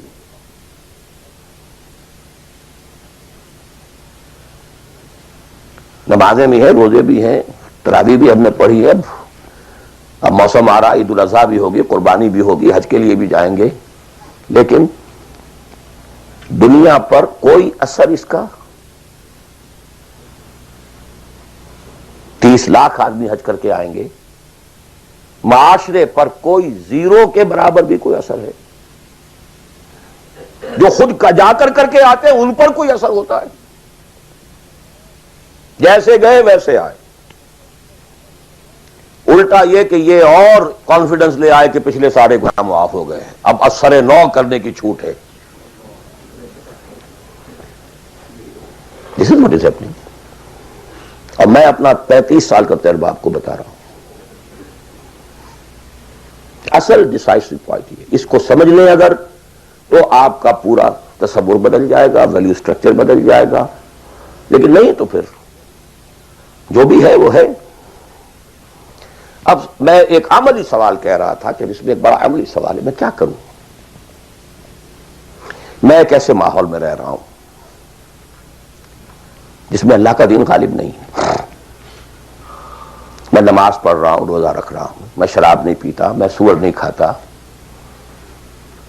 چلو میں نے اپنا اکاؤنٹ جو ہے بینک میں جو ہے کرنٹ اکاؤنٹ رکھا ہوا ہے، میں نے کوئی سود نہیں لیا، نہ سود لینا چاہتا ہوں. کیا کروں؟ اکیلا چنا پہاڑ کو تو نہیں پھوڑ سکتا. پورا نظام تو میرے بدلنے سے نہیں بدل جائے گا. تو میں تو رہا پھر 40%، 50%، 60%، 70% کافر کا کافر. تو what's the way out? What's the مخرج؟ بڑی پیاری حدیث ہے وہ جس میں یہ الفاظ آتے ہیں. حضور نے فرمایا انہا ستکون فتنۃ، ایک وقت آئے گا تو بڑا فتنہ ہوگا. حضرت علی فرماتے میں نے فوراً عرض کیا مل مخرج منہا یا رسول اللہ، اے اللہ کے رسول یہ بتائیے اس سے نکلنے کا راستہ کون سا ہوگا. یہ نہیں پوچھا کیا فتنہ ہوگا، کیوں ہوگا، کب ہوگا، کیسے ہوگا، کدھر سے آئے گا، کچھ نہیں، نکلنے کا راستہ بتائیے. بلکہ ایک اور روایت اس حدیث کی اس سے بھی زیادہ پیاری ہے کہ اصل میں حضرت جبرائیل نے کہا حضور سے یا محمد امتک بعدک، اے محمد صلی اللہ علیہ وسلم کبھی سوچا ہے تمہارے بعد تمہاری امت کا کیا بنے گا؟ تو حضور پلٹ کر سوال کرتے ہیں مل مخرج منہا یا جبرائیل، یہ تو بہت بڑا پرابلم تم نے اے جبرائیل میرے سامنے رکھا ہے، تو اب آپ ہی بتائیں اس سے نکلنے کا راستہ کیا ہوگا. قال کتاب اللہ، وہ پوری حدیث پھر وہی ہے. کتاب اللہ فیہ خبر ما قبلکم ونبأ ما بعدکم وحکم ما بینکم وہو ذکر الحکیم وہو صراط المستقیم وہو حبل اللہ المتین. اس کا مخرج کیا ہے؟ یہ ہے اصل میں میرے اور اگر تو یہ بات سمجھ میں آ گئی، اس کے لیے تصور سمجھ لیجئے. ہمارے دین میں کفارے کا ایک تصور ہے. آپ نے روزہ توڑ دیا، وہ تو ٹوٹ گیا، کیا کروں؟ جڑ تو نہیں سکتا. کب اشکوں سے جڑ سکتا ہے؟ جو ٹوٹ گیا سو ٹوٹ گیا. موتی ہو کہ شیشہ جام کے بل، جو ٹوٹ گیا سو ٹوٹ گیا. تم ناحق ٹکڑے چن چن کر دامن میں چھپائے بیٹھے ہو، شیشوں کا مسیحا کوئی نہیں، کیا آس لگائے بیٹھے. وہ تو ٹوٹ گیا، لیکن اس کا کفارہ دے دیا گیا. کفارہ ہے. قسم کھائی تھی، یہ نہیں ہے کہ اب توڑ نہیں سکتے، غلط کھا بیٹھے توڑو، کفارہ. آج میں اس لفظ کفارہ کے حوالے سے آپ کے سامنے وہ بات رکھ رہا ہوں. اب مجھے اللہ نے پیدا کر دیا اس دور میں، کسی کو ہندوستان میں پیدا کیا، کسی کو انگلستان میں کیا ہے، کسی کو امریکہ میں کیا ہے، کسی کو پاکستان میں کیا ہے، کچھ کو پاکستان پہنچا دیا ہے چاہے زبردستی چاہے اپنی مرضی سے، کسی کو یہاں پہنچا دیا ہے چاہے کسی بھی نیت اور کسی بھی ارادے سے. لیکن اب ہے کہیں ہے، کیا کریں؟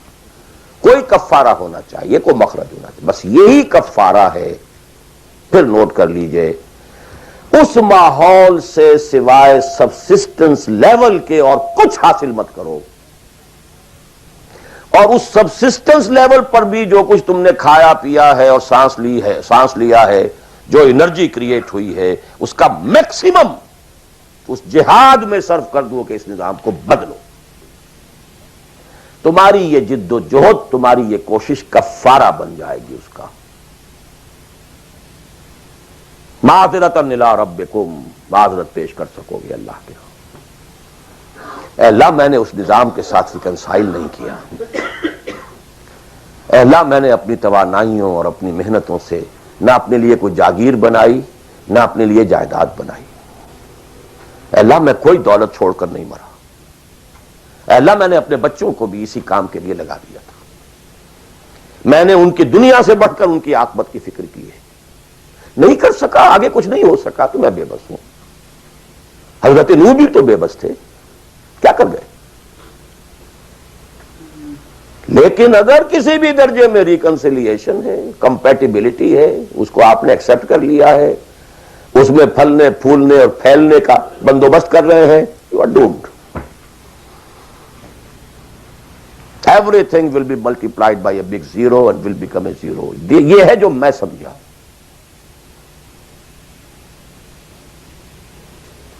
اس کا نام ہے جہاد. کانسٹنٹ فرکشن, کانسٹنٹ اسٹرگل, جان مال. ان صلاتی و نسکی و محیای و مماتی للہ رب العالمین. میری زندگی کا مقصد تیرے دین کی سرفرازی. میں اسی لیے مسلمان, میں اسی لیے نمازی.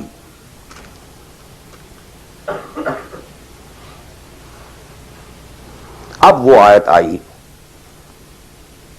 محبت میں اللہ اور اس کے رسول کی محبت کے ساتھ تیسری محبت جوڑ دی گئی, جہاد کی محبت. اللہ کی محبت, اس کے رسول کی محبت, اس کے راہ میں جہاد کی محبت. یہ تین محبتیں جتنی بھی ہیں تمہارے اندر, ایک پٹڑے میں ڈال لو, اور 8 محبتیں دوسرے پٹڑے میں ڈال لو. باپ کی محبت, بیٹے کی محبت, بھائی کی محبت, بیوی کی محبت, اور کی محبت, اور رشتہ داروں کی محبت, جائیداد کی محبت, کاروبار کی محبت, مال کی محبت. 8 3 قل ان کان آباؤکم وابناؤکم واخوانکم وازواجکم وعشیرتکم واموال اقترفتموها وتجارۃ تخشون کسادها ومساکن ترضونها. 8 محبتیں ادھر. احب الیکم من اللہ ورسولہ وجہاد فی سبیلہ. اگر یہ 8 محبتیں زیادہ بھاری ہیں تمہارے دل میں اللہ کی محبت سے, اس کے رسول کی محبت سے, اس کی راہ میں جہاد کی محبت سے, فتربصوا, جاؤ دفع ہو جاؤ, حتی یاتی اللہ بامرہ, یہاں تک کہ اللہ اپنا فیصلہ سنا دے. واللہ لا یہدی القوم الفاسقین, اللہ ایسے ناہنجاروں کو بالکل ہدایت نہیں دیتا. You deserve no guidance. کہتے رہیے اللہم اہدنا فیمن ہدیت, پڑھتے جائیے.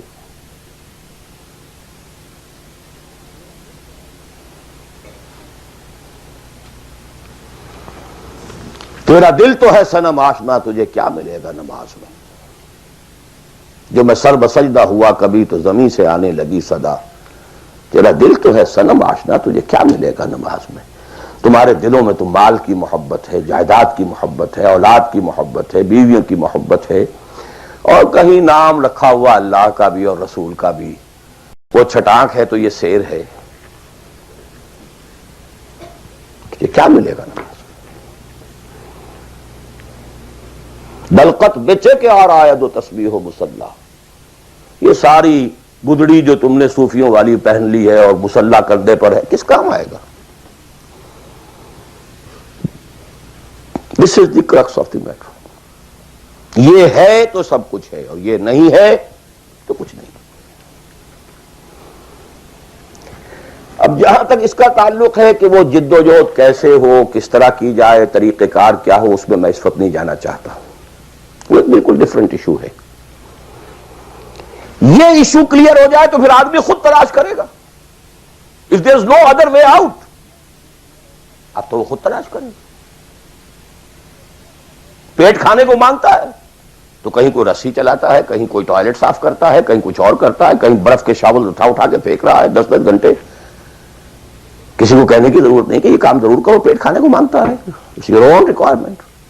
جب یہ محسوس ہو جائے یہ میرا فرض ہے, اور یہ فرض ہے, یہ کوئی اضافی نیکی نہیں ہے, یہ نوافل نہیں ہے. نوافل تو اگر دین کا ماحول, دین قائم ہوتا پھر تو نوافل کا میدان تھا. جڑ سے وہ نظام ہی نہیں ہے تو فرض عین پہلا یہ ہے کہ اس کو بدلو. اگر یہ معلوم ہو جائے کہ اگر میں یہ نہیں کر رہا تو میں کافر شمار ہو رہا ہوں، میں ظالم شمار ہو رہا ہوں، میں فاسق شمار ہو رہا ہوں.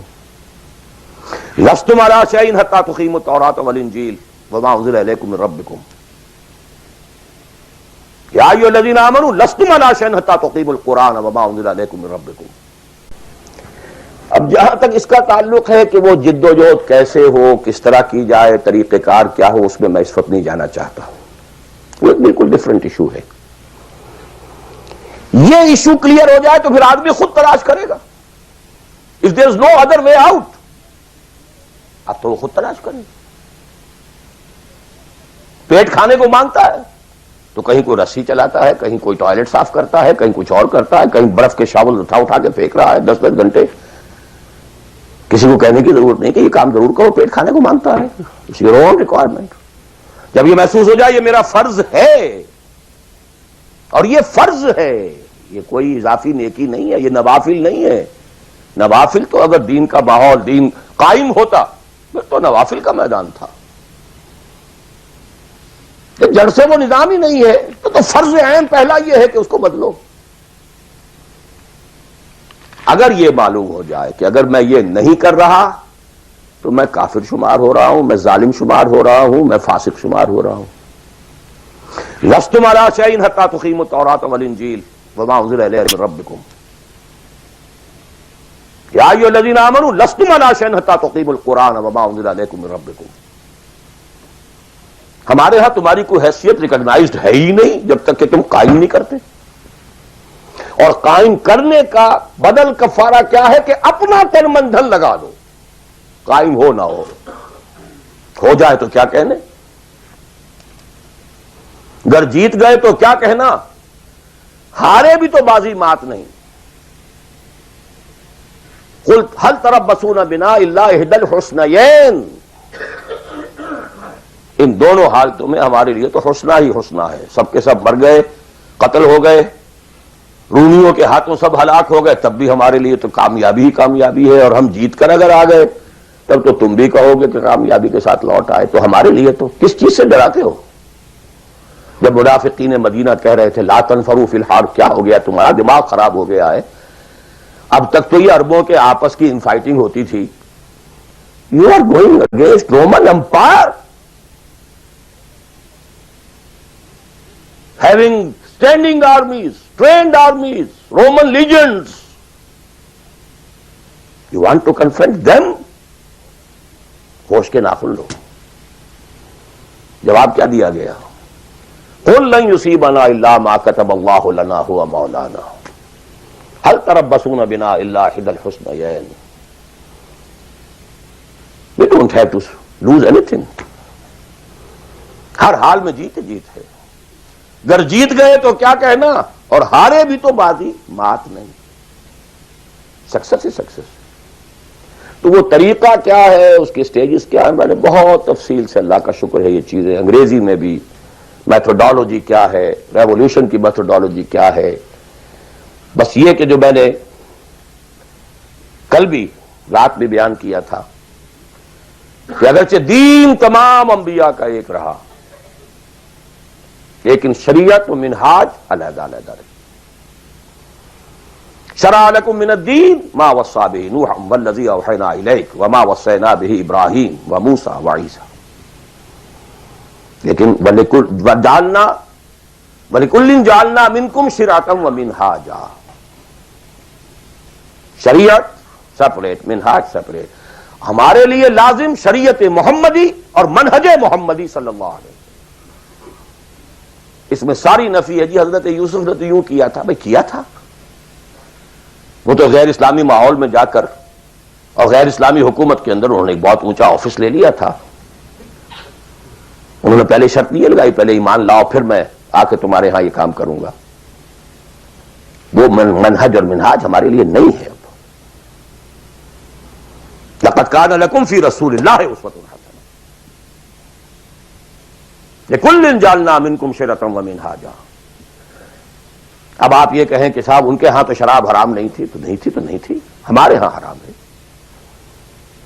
سابقہ شریعتوں میں سجدہ تعظیمی حلال تھا، کسی کے سامنے جھک جانا، ہمارے لیے حرام کر دی گئی ہے۔ شریعت اب محمد کی ہے صلی اللہ علیہ وسلم۔ بمصطفیٰ برسان کی خیش را کے دی ہماؤ، اگر بول رسیدی تمام بولا حبیث۔ اسی طرح منہج اور منہاج محمد کا ہوگا صلی اللہ علیہ وسلم۔ لن یصلح آخر هذه الامہ الا بما صلح به اولها، اس امت کے آخری حصے کی اصلاح نہیں ہو سکے گی مگر صرف اس طریقے سے جس طریقے پر کہ پہلے حصے کی اصلاح ہوئی تھی۔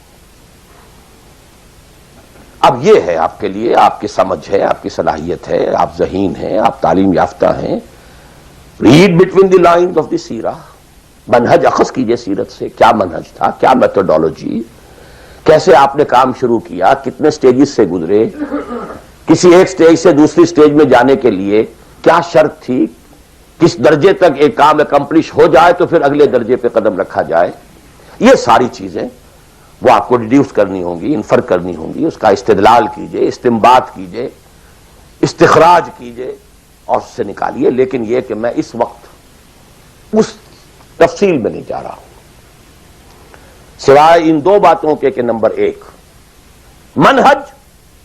منہاج میتھڈولوجی لازماً سیرت محمدی سے لینی ہوگی صلی اللہ علیہ وسلم۔ اور دوسری بات، یہ کام ہرگز انفرادی طور پر نہیں ہو سکتا، اس کے لیے جماعت لازم ہے۔ دھوکہ دیں گے اپنے آپ کو اگر سمجھتے ہیں کہ ہم یہ کام کر رہے ہیں۔ ہاں ایک آدمی ہے جماعت بنانے کی دھن میں لگا ہوا ہے، ابھی لوگ اس کے ساتھ نہیں آئے، وہ جماعت کے حکم میں ہے۔ کان ابراہیم امتن قانتن، کل آ جائیں گے، پرسوں آ جائیں گے، کوئی وقت آئے گا کہ گئے دن کے تنہا تھا میں انجمن میں، یہاں اب میرے رازداں اور بھی ہیں۔ آخر حضور کو بھی پہلے دن تو 4 ہی ملے تھے، خدیجہ الکبریٰ رضی اللہ تعالی عنہ، ابو بکر صدیق رضی اللہ تعالی عنہ، علی رضی اللہ تعالی عنہ، زید ابن حارثہ رضی اللہ تعالی عنہ، 4 ہی تو ملے تھے نا، اور 10 برس میں جا کے بھی بمشکل 125 ملے تھے۔ ایسا نہیں تھا کہ ٹھٹ کے ٹھٹ لگ گئے ہوں اور ہزاروں اور لاکھوں آ گئے۔ In the 10th year after the beginning of Wahi, not more than 125, maximum 150 people were around him. لیکن جماعت، ید اللہ علی الجماع، علیکم بالجماع، اور اس میں حضرت عمر کا جو اثر ہے، اثر کو بھی ہم حدیث کہتے ہیں۔ حدیث 2 چیزوں کے مجموعے کا نام ہے، اخبار و آثار۔ رسول کا کوئی قول، کوئی فعل، کوئی تقریر، کسی چیز کو آپ نے دیکھا اور برقرار رکھا، یہ خبر کہلاتی ہے۔ صحابی کا کوئی فعل، کوئی قول یا تقریر، یہ اثر کہلاتی ہے۔ اخبار جمع آثار یہ حدیث ہے۔ تو اثر ہے حضرت عمر کا رضی اللہ تعالی عنہ، لا اسلام الا بالجماعہ، ولا جماعہ الا بالامارہ، ولا امارہ الا بالسماع، ولا سماع الا بالطاعہ۔ کوئی اسلام نہیں بغیر جماعت کے، کوئی جماعت نہیں بغیر امارت کے، کوئی امارت نہیں جب تک کہ حکم سنا نہ جا رہا ہو، اور کوئی سماعت کے معنی نہیں جب تک کہ حکم مانا نہ جائے۔ جماعت ایسوسی ایشن نہیں، انجمن نہیں، سوسائٹی نہیں، ادارہ نہیں، institution is something else, association is something else, organization, party, حزب اللہ، حزب الشیطان، clear cut polarization. This polarization takes some time. وقت لگتا ہے۔ 10-15 سال میں جو خیر کا عنصر تھا پولرائز ہو کر حضور کی طرف آ گیا، جو شیطانی ایلیمنٹ تھا وہ دوسری طرف جمع ہو گئے، آئونائزیشن ہوئی ہے، پازیٹیو آئنز ایک طرف، نیگیٹو آئنز ایک طرف، جانے ہی جانے۔ It took time. لیکن یہ کہ اب آئیڈینٹیفائی ہو گئے، اولئک حزب الشیطان، اولئک حزب اللہ، this is the party of شیطان، this is the party of اللہ۔ اور تیسری بات یہ، اس جماعت کے ضمن میں، جماعت جو ہے جس میں کہ سمع و طاعت ہو، وہ جماعت ہے، listen and obey۔ اس سے کمتر جماعت نہیں ہے۔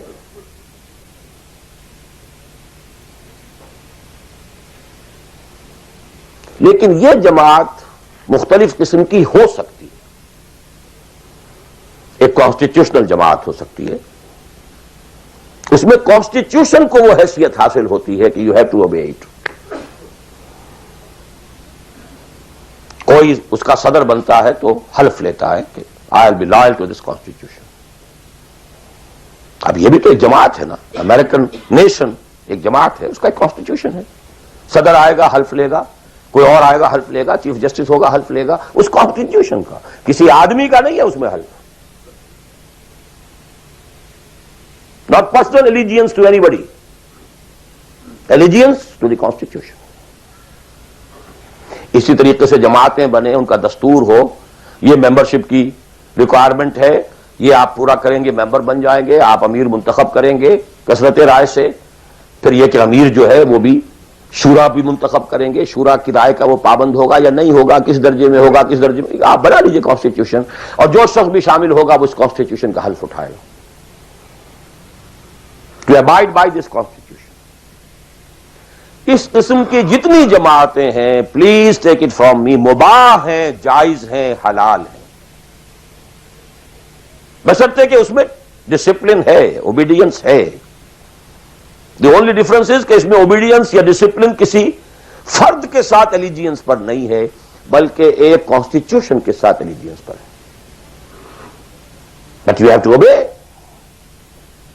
Listen and obey. Can't go beyond that constitution.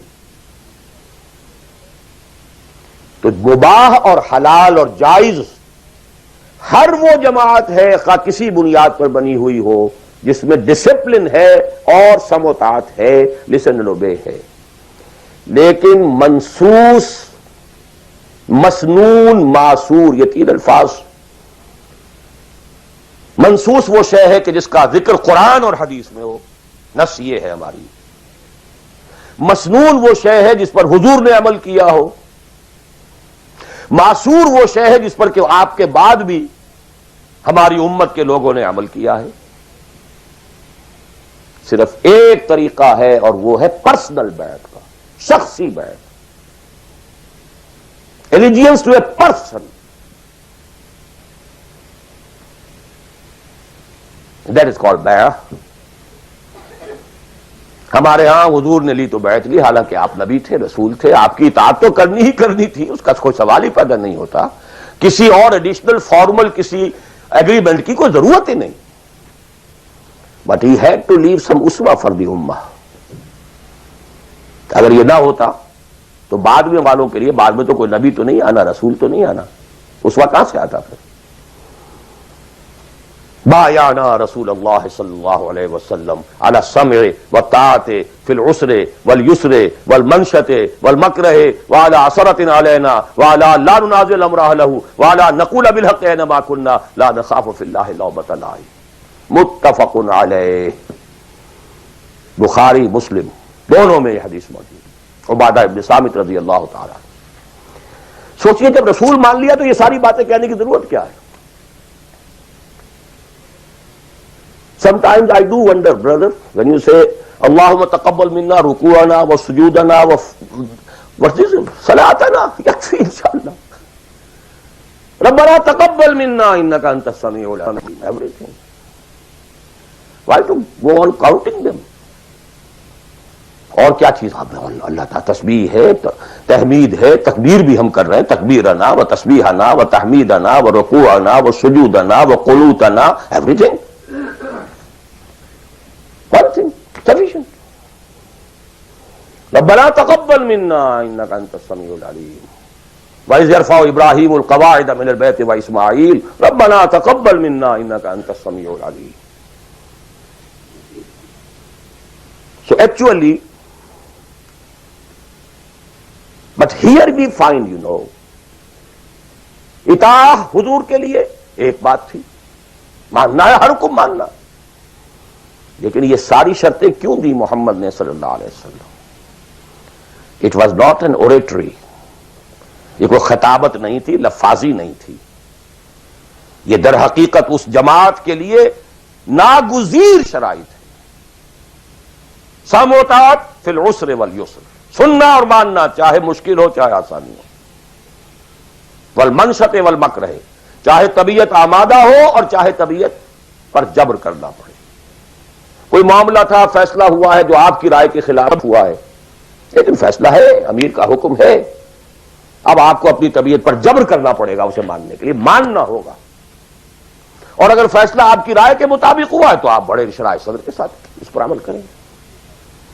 وَعَلَىٰ أَثَرَةٍ عَلَيَّ، چاہے آپ دوسروں کو مجھ پر ترجیح دے دیں، that is the main thing. جماعتوں کا بیڑا غرق تو ہوتا ہے اس چیز سے، آپ نے اس کو کیوں بنا دیا؟ میں پرانا آدمی، میں سینئر آدمی، آپ نے زید ابن حارثہ کو بنا دیا، یہ تو آزاد شدہ غلام ہے، بڑے بڑے جلیل القدر جو ہیں قریش کے سردار اس کے تحت جائیں گے، حضور کا چچا زاد بھائی ساتھ ہے، زید شہید ہوئے ہیں، جعفر طیار رضی اللہ تعالی عنہ، ابن ابی طالب he was under him، پھر آخری لشکر میں آپ نے اسامہ کو بنا دیا، اور ستم بالا ہے ستم، ینگ مین، اس کی کمان میں آپ دے رہے ہیں کبار صحابہ کو؟ No, it's your prerogative, to whom so ever you give the office, it's your prerogative, we are not going to question, کبھی نہیں آپ پر اعتراض کریں گے۔ علی اثرۃ علینا، آپ جس کو چاہیں ہم پر ترجیح دیں۔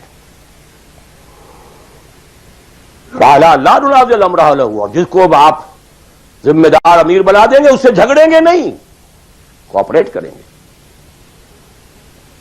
وَلَا نَقُولَ بِالْحَقِّ أَيْنَمَا كُنَّا لَا نَخَافُ فِي اللَّهِ لَوْمَةَ لَائِمٍ، البتہ جہاں بھی ہوں گے حق بات کہیں گے، جو اپنی رائے ہے وہ ضرور دیں گے، زبان اپنی بند نہیں کریں گے کہ خام خواہ کوئی مذاق اڑے گا میں نے یہ بات کہہ دی، نہیں، I won't withhold my opinion، وہ میں بیان کروں۔ کمپلیٹ کانسٹیٹیوشن آف حزب اللہ ایک حدیث میں۔ بہرحال اب آخری بات کی طرف میں آ رہا ہوں، ذرا پھر گن لیجئے کہاں سے ہم چلے تھے۔ 100 بات کی ایک بات، ہاتھی کے پاؤں میں سب کے پاؤں، ایک لفظ عبادت پورا کر دو، نجات بھی ہے، فوز بھی ہے، فلاح بھی ہے، سب کچھ۔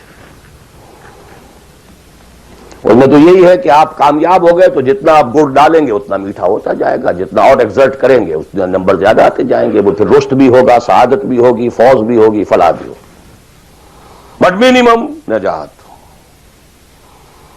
عبادت کے 2 اجزاء لازم، جسم کے مانند ویزیبل جز، ٹوٹل اوبیڈینس، روح کے مانند اس کی اصل اسپرٹ، اللہ کی محبت۔ اوبیڈینس اور محبت میں اللہ اور رسول دونوں یکجا، نظری طور پر اللہ اول رسول ثانی، عملاً رسول اول اللہ ثانی۔ اوبیڈینس میں غلطی ہو جائے وقتی طور پر، غیر شعوری طور پر، بھول میں، چوک میں، جذبات کے طوفان میں، وقتی طور پر ماحول سے اثر انداز ہو کر، ٹھیک ہے، فوراً توبہ کر لو، اللہ معاف کر دے گا۔ ایک گناہ بھی اگر مستقلاً جان بوجھ کر اپنی زندگی کے اندر داخل کر لیا تو یہ بگ زیرو ہے، سارا بقیہ زیرو سے ضرب کھا کر زیرو ہو جاتا۔ 3 چیزیں ایکسکلوسیو اللہ کے لیے ہیں، دعا صرف اللہ سے، تعظیم کے لیے جو مظاہر ہیں، قنوت ہو، رکوع ہو، سجود ہو، صرف اللہ کے، اخلاص اور احتساب، مقصد ہو آپ کا اللہ کی رضا اور جزا بھی صرف اسی سے، یہ ایکسکلوسیو اللہ کے لیے تھی۔ اس کے بعد ہم نے کہا کہ انفرادی اور اجتماعی یہ مختلف دائرے ہوتے ہیں۔ انفرادی آدمی کر سکتا ہے، چاہے دقت آتی ہے کر سکتا ہو، چاہے بھوک آ جائے، فاقہ آ جائے، جان پر بن جائے، کر سکتا ہو، یہ ایک دائرہ ہے۔ نہیں کر رہا تو ناہنجار ہے۔ اور ایک حصہ وہ ہے جو کر ہی نہیں سکتا جب تک کہ نظام نہ بدلے، اور اس میں ویرینگ پروپورشنز رہیں گی۔ اب میں تھوڑا سا آپ کو ان ویرینگ پروپورشنز کا اور ایک مختلف نسبت و تناسب کا ایک نقشہ دکھانا چاہتا ہوں۔ بعض ممالک ایسے ہیں اس روئے ارضی پر، دیکھیے ایک ہے کسی اور اعتبار سے کسی ملک کا اچھا ہونا برا ہونا، کہیں بادشاہت کا نظام ہے، کہیں ڈکٹیٹرشپ ہے، کہیں کچھ اور ہے، کہیں کچھ اور ہے، کہیں جو ہے بہت کرپشن ہے، کہیں رشوت زیادہ ہے، کہیں کوئی کچھ اور ہے، کچھ ان چیزوں کو چھوڑ دیجیے، اس وقت میں خالی شریعت کی بات کر رہا ہوں، حلال اور حرام کی بات کر رہا ہوں۔ کچھ ممالک ایسے ہیں جہاں شریعت پر عمل کرنے کا دائرہ کافی وسیع ہے، نماز روزہ حج زکوٰۃ بھی آپ کر سکتے ہیں، آپ کا پرسنل لا بھی پورا آپ کے مطابق ہے، شادی بیاہ نکاح طلاق ٹوٹلی آپ کے اپنے ہاتھ میں ہے، لا آف انہیریٹنس بھی آپ کا چل سکتا ہے، کسی درجے میں حدود اور جو ہے سزائیں، حدود و تعزیرات بھی نافذ ہیں، اگرچہ پورا نظام تو نہیں ہے اللہ کا، ٹوٹل تو نہیں ہے، سودی نظام ہے، معیشت یہ ہے، فلاں ہے، بادشاہت ہے، یہ ہے وہ ہے، سب کچھ ہے، ظلم ہے، لیکن یہ چیزیں انفرادی اعتبار سے دائرہ وہاں کافی وسیع ہے۔ اس کی مثالیں ہیں سعودی عرب، ایران آف ٹوڈے، اور مجھے زیادہ حالات معلوم نہیں ہے لیکن مجھے توقع ہے کہ سوڈان آف ٹوڈے، اور میرے خیال میں اس کے علاوہ کوئی نہیں۔ اس کے بعد ایک اور دائرہ آتا ہے، اور وہ میرے نزدیک اس میں ٹاپ پر پاکستان ہے۔ نماز روزہ حج زکوٰۃ کیجیے، پرسنل لا وہ بھی آپ ویسے کہنے کو وہاں ہے قانون، لیکن یہ کہ بالفعل ایک آدمی چاہے تو اسلامی قانون پر عمل کر سکتا ہے، انہیریٹنس آپ اپنے حساب سے کر سکتے ہیں، دستور میں طے ہے حاکمیت اللہ کی، گویا کہ نظری اعتبار سے وہ ملک جو ہے وہ اللہ کی حاکمیت پر مبنی ہے، قرارداد مقاصد دستور کا جز بن چکی ہے۔ لیکن پھر نوٹ کیجئے، رشوت ہے، یہ ہے، وہ ہے، ظلم ہے، ناانصافی ہے، یہ سب اپنی جگہ، میں اس وقت شریعت کی بات کر رہا ہوں۔ ایک آدمی خود وہاں رہتے ہوئے چاہے بھوک آئے، تکلیف آئے، مصیبت آئے، اس کو ہر وقت جو ہے غصہ آتا رہے، یہ کیوں ٹیلی فون کا بل جو مجھے زیادہ آ گیا، یہ کیا ہو گیا، میری تو کنفرم سیٹ تھی، یہ کیا کر رہے ہیں یہاں پر کہ مجھے بتا رہے ہیں کہ سیٹ نہیں ہے، وغیرہ وغیرہ سب کچھ، لیکن آپ شریعت پر عمل کر سکتے ہیں، تکلیف اٹھا کر، مصیبت جھیل کر، پیٹ کاٹ کر، فاقہ کر کے، جو بھی ہے۔ بڑا کاروبار نہیں کر سکتے، چھوٹا تو کر سکتے ہیں، جس میں نہ انکم ٹیکس کا معاملہ آئے گا، نہ کسی اور کی خباثت آئے گی، نہ کچھ اور ہوگا، کر تو سکتے ہیں، پیٹ پال سکتے ہیں۔ یہ ایک ملک ہے پاکستان۔ پھر یہ کہ نظری طور پر وہاں اگرچہ بالفعل نہیں ہے، نظری طور پر قرارداد مقاصد، ساورنٹی belongs ٹو اللہ۔ اب اس کے بعد وہ ملک آتے ہیں کہ جو خالص سیکولر ہیں، لیکن ان میں بھی میرے نزدیک ایک اعتبار سے بھارت بہت بہتر ہے۔ مثلا یہ کہ دو ملکوں کو ذہن میں رکھ لیجئے، ایک امریکہ یا امریکہ کی طرح انگلستان اور فلانستان آل، ایک بھارت سیکولر ہے، لیکن کم سے کم آج کی تاریخ تک مسلمانان بھارت نے اپنا پرسنل لا محفوظ رکھا۔ I salute them in the face of maximum hardships۔ کٹر ہندو تلا ہوا ہے کہ یہ کامن سول کوڈ ہونا چاہیے، اٹس ویری لاجیکل، ان کی بات بڑی منطقی ہے۔ جب قوم آپ کہتے ہیں ایک ہے، آپ سارے جو ہے سیاسی حقوق وہی لینا چاہتے ہیں کہ جو ہندوؤں کو حاصل ہیں، تو اگر قوم ایک ہے تو سیکولرزم کا تقاضا تو یہ ہے کہ کامن سول کوڈ ہونا چاہیے۔ Why this separate family laws? وہاں کوئی عورت برقع لے سکتی ہے، بلکہ میں سمجھتا ہوں کہ جتنی عورتیں برقعے میں ہندوستان میں آج نظر آ جائیں گی، پوری دنیا میں کسی اور ملک میں نظر نہیں آئے گی۔ Go and see Hyderabad Deccan, I have seen it. Pakistan میں تو برقعے کا نام و نشان بڑا، ڈھونڈ اب اس کو چراغ رخ زیبا لے کر کون؟ وہ تو فرسودگی کی علامت تھی، غربت کی علامت تھی. بھارت اس میں سب سے اونچا ہے. نماز پڑھیے، روزے رکھیے، مسجدیں بنائیے، ہے کچھ وہ فرکشن ہے، مشکل ہے. جینا وہی مشکل ہوتا ہے، مشکل جہاں آسان ہوتی ہے. بہرحال اس کے بعد لیسٹ جو ہے اس اعتبار سے وہ ممالک ہے جن کا سر خیل امریکہ بہادر امریکہ شریف ہے. نماز روزہ کر لو، ناٹ ایون دی پرسنل لا. قرآن مجید میں پڑھ لیا کرو نکاح اور طلاق کے قوانین، دیٹس آل، نتھنگ ڈوئنگ. ثواب لے لیا کرو. تراویح میں سن لیا کرو انہیریٹنس کے laws, nothing doing, keep them with you. یہاں انفرادیت کا حصہ اگرچہ اور بڑی سہولت ہے، دنیا بڑی اچھی ہے، کھانے کو اچھا ملتا ہے، سیکیورٹی بہت ہے، سب کچھ ہے. سوال یہ ہے کہ آپ کی پرائرٹی نمبر 1 کیا ہے؟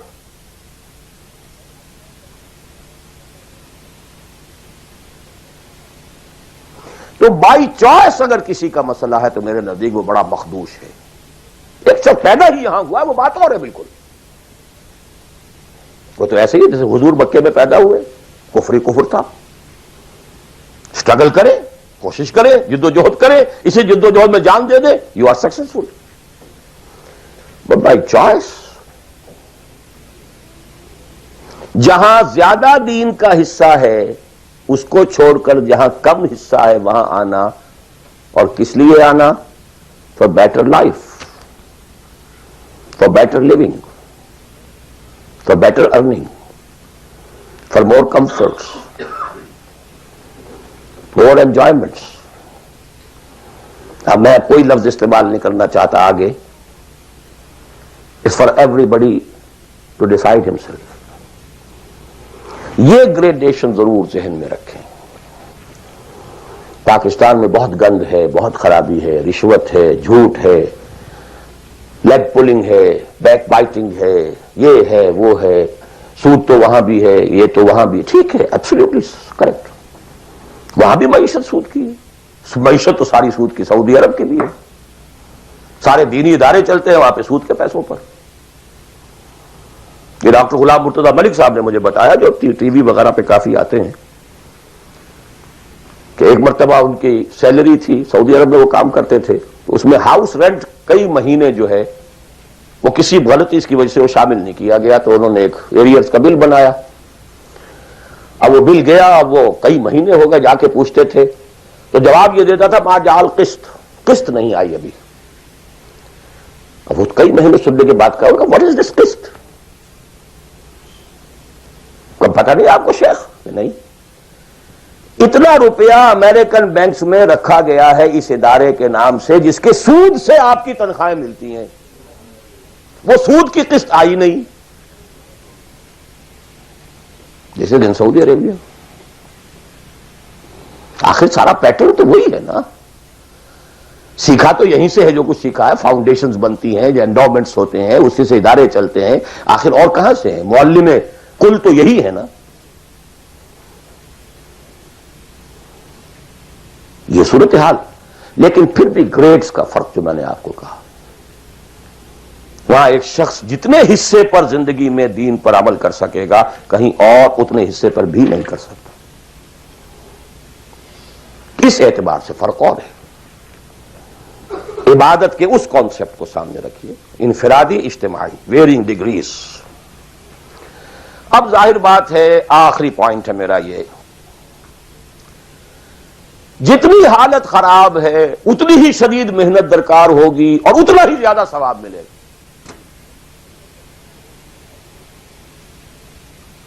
جہاں جتنی آسانی ہے اتنی ہی محنت کم ہے، اتنا ہی ثواب کم ہے. یہ آج رات کو جب ہم سورہ حدید پڑھیں گے تو اس میں بات آ جائے گی. لا يستوي منكم من انفق من قبل الفتح وقاتل اولئك اعظم درجة من الذين انفقوا من بعد وقاتلوا وكلا وعد الله الحسنى. لہذا حالات کی نامساعدگی، حالات خراب ہیں، یہ پرابلمز ہیں، یہ تو آپ کے لیے موقع کو زیادہ بڑھا رہے ہیں. You can earn more. Only you have to make a decision. What is your priority number one? Inna salati wa nusuki wa mahyaya wa mamati lillahi rabbil alamin. The minimum subsistence level کے لیے جو ضروری ہے وہ ٹھیک ہے. Rest for Allah for his دین. قل ان کان آباؤکم وابناؤکم واخوانکم وازواجکم وعشیرتکم واموال اقترفتموها وتجارۃ تخشون کسادها ومساکن ترضونها احب الیکم من اللہ ورسولہ وجہاد فی سبیلہ فتربصوا حتی یأتی اللہ بامرہ واللہ لا یہدی القوم الفاسقین. میں اللہ سے دعا کرتا ہوں کہ آپ اس کے لیے فرم فیصلہ کریں، اور اس کے لیے ظاہر بات ہے انفرادی حصے پر عمل انفرادی ہوگا، اجتماعی پر جماعت کے بغیر ممکن نہیں. کفارہ ادا کرنے کے لیے جماعت ہوگی، جماعت جو سم و طاعت کے ساتھ ہو، چاہے یہ سم و طاعت کسی دستور کا ہے اور چاہے یہ سم و طاعت کسی شخص کا ہے. دستور کے ساتھ سم و طاعت مباح ہے، جائز ہے، حلال ہے، لیکن ایک شخص کے ساتھ سم و طاعت منسوس ہے، مسنون ہے، معصور ہے. اور ان دونوں کے درمیان جو فرق و تفاوت ہے اس کو بیان کرنے کی ضرورت نہیں. آخر میں دوبارہ یاد دلا رہا ہوں وہ دعا، اللہم ارنا الحق حقا وارزقنا اتباعہ وارنا الباطل باطلا وارزقنا اجتنابہ. اللہم وفقنا لما تحب وترضى. اللہم وفقنا نہجر کل ما تکرہہ. اللہم وفقنا ان نجاہد فی سبیلک جہد استطاعتنا. اللہم وفقنا ان نجاہد فی سبیلک باموالنا وانفسنا. اللہم وفقنا ان نبذل اموالنا ننفق اموالنا ونبذل انفسنا فی سبیلک. اللہم لا تزغ قلوبنا بعد اذ ہدیتنا وہب لنا من لدنک رحمہ انک انت الوہاب. اے اللہ ہمارے دلوں میں اگر اس وقت خیر کا کوئی رجحان پیدا ہوا ہے، کوئی عزم پیدا ہوا ہے، کوئی ارادہ پیدا ہوا ہے، تو اے اللہ اس ارادے کو تقویت دے، اس کو آگے بڑھا، اس پر عمل کرنے کی توفیق عطا فرما. اقول قولی ھذا واستغفر اللہ لی ولکم ولسائر المسلمین والمسلمات.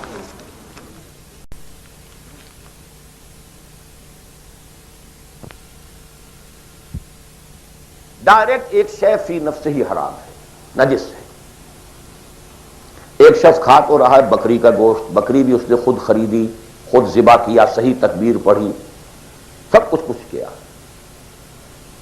لیکن وہ بکری خریدی تھی اس نے کسی کی جیب کاٹ کے، تو کیا کھا رہا ہے؟ حرام. بکری کا گوشت ہے، حرام. اس کو آپ آرگومنٹ کو بلڈ کیجئے. میں نے جو کچھ آج کہا ہے، باطل کے غلبے کے تحت زندگی گزارنا حرام ہے، الا یہ کہ آپ کی پوری توانائی اس کو بدلنے کے لیے صرف ہو رہی ہے. دس از دی کرکس آف دی میٹر. باقی تو اب ڈگریز کا فرق ہے، کوئی 50% حرام ہے، کوئی 60% ہے، کوئی 30% ہے، کوئی 100% ہے. سانس لینا حرام ہے. If you have reconciled with it, your very life is haram. باقی سب ڈگریز کا معاملہ ہو جائے گا. آپ کوئی شخص بینک کی سروس کر رہا ہے، کوئی شخص بینک سے اوور ڈرافٹ لے کے بزنس چلا رہا ہے، کوئی ایک ایسی فرم کے اندر اکاؤنٹنٹ کی حیثیت سے کام کر رہا ہے کہ جس میں بینک کا اوور ڈرافٹ بھی ہے، سب کچھ ہے، وہ انٹریز بھی پاس کر رہا ہے، لکھ بھی رہا ہے. کوئی شخص بیچارہ مزدور ہے، اس کارخانے میں کام کر رہا ہے کہ جو چل ہی رہا ہے وہ ڈرافٹ کے اوپر، بینک کے اوپر. اب یہ آپ سمجھیے کہ ایک گریڈیشن تو ہوتی چلی جائے گی. کوئی کچھ بھی نہیں کر رہا، سانس لے رہا ہے، تو حضور نے فرمایا کہ ایک زمانہ آئے گا کہ انسان سود سے جو بچ بھی جائے گا، سود کے دخان اور بخار سے نہیں بچ سکے گا. He has to inhale. سانس تو لینا ہے اسے، اور سانس کے ساتھ اس کا سود جائے گا. گندم کے ہر دانے کے اندر سود ہوگا تو کیا کرے گا؟ وہ ہے نظام کا معاملہ. اور آج دنیا میں ہم اس جگہ پہنچ گئے ہیں. نظام کی گرفت اتنی اسٹرانگ ہو گئی ہے انڈیویجول کی حیثیت بالکل نہ ہونے کے برابر رہ گئی. بہت کنٹریکٹ ہو گیا ہے، بہت محدود ہو گیا ہے انفرادی آزادی کا دائرہ نظام. جی اور کوئی بات؟ جی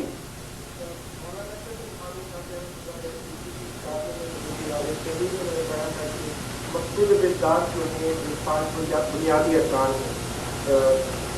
شہادت، نماز، روزہ، زکات، یہ چار چیزیں جو ہیں یہ مقصود بالذات ہے. آپ کی باتوں سے کچھ اندازہ ہوا مجھے کہ مقصود بالذات نہیں ہے بلکہ مقصود بالذات کچھ اور ہے جو آپ نے بھی بیان کیا. تو ذرا اس فرق کی کچھ وضاحت کرنا چاہیے. میں اس مولانا اشرف علی تھانوی صاحب کی شخصیت سے جو حسن ظن رکھتا ہوں اس کی بنا پر میرا یہ گمان ہے کہ شاید آپ نے سمجھنے میں غلطی کی ہو، تو میں ان کی بات کی تردید نہیں کر رہا، جو بات آپ کہہ رہے ہیں اس کی تردید کر رہا ہوں. یہ تو اس حدیث صریح کے منافی ہے کہ جو سب سے زیادہ عام ہے اور ہر مسلمان کو یاد ہے، بنی الاسلام علی خمس، 5 چیزوں پر اسلام قائم ہے. تو مقصود بالذات کیا ہے؟ اسلام یا نماز، روزہ، حج و زکات؟ اسلام. There are pillars and pillars are there to support the roof. The roof is Islam, عبادت. ادخلوا فی السلم کافہ، اعبدوا اللہ. اسلام، عبادت، اطاعت، یہ سب کے سب جو ہیں در حقیقت اس کے پلرز ہیں، ارکان اسلام ہیں. رکن کہتے ہیں ستون کو، ستونوں پر عمارت کھڑی ہے. بنی الاسلام علی خمس، these are the supports. بدقسمتی یہ ہے کہ جب دین کی بجائے ہمارا ذہن مذہب کا ہو گیا، اس کے بعد سے ساری توجہ ان سپورٹس پر ہے، ارکان پر ہے. اور چھت کی جگہ چھوٹی سی ایک جو سیلنگ لگا رکھی ہے ہم نے، بس شراب حرام ہے، سور حرام ہے، سود وود چلتے جو جانے دوست. وہ جو کراچی میں وہ بس والے کہتے ہیں جانے دوست، باقی سب ٹھیک ہے، بس یہ کہ سود نہیں، یہ سور نہیں کھانا، سود کھاؤ. دال اور رے کا فرق ہے سر.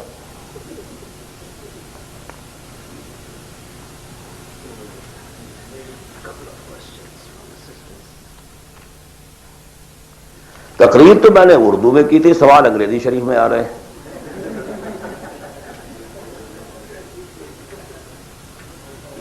اب یہ وہی گوشت کے احکام شروع ہو گئے ہیں.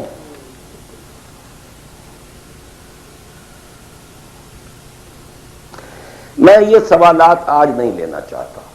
میں نہیں چاہتا کہ آپ لوگوں کا ذہن جو اصل تھیم ہے میری گفتگو کا اس سے ذرا ادھر ادھر ہٹے.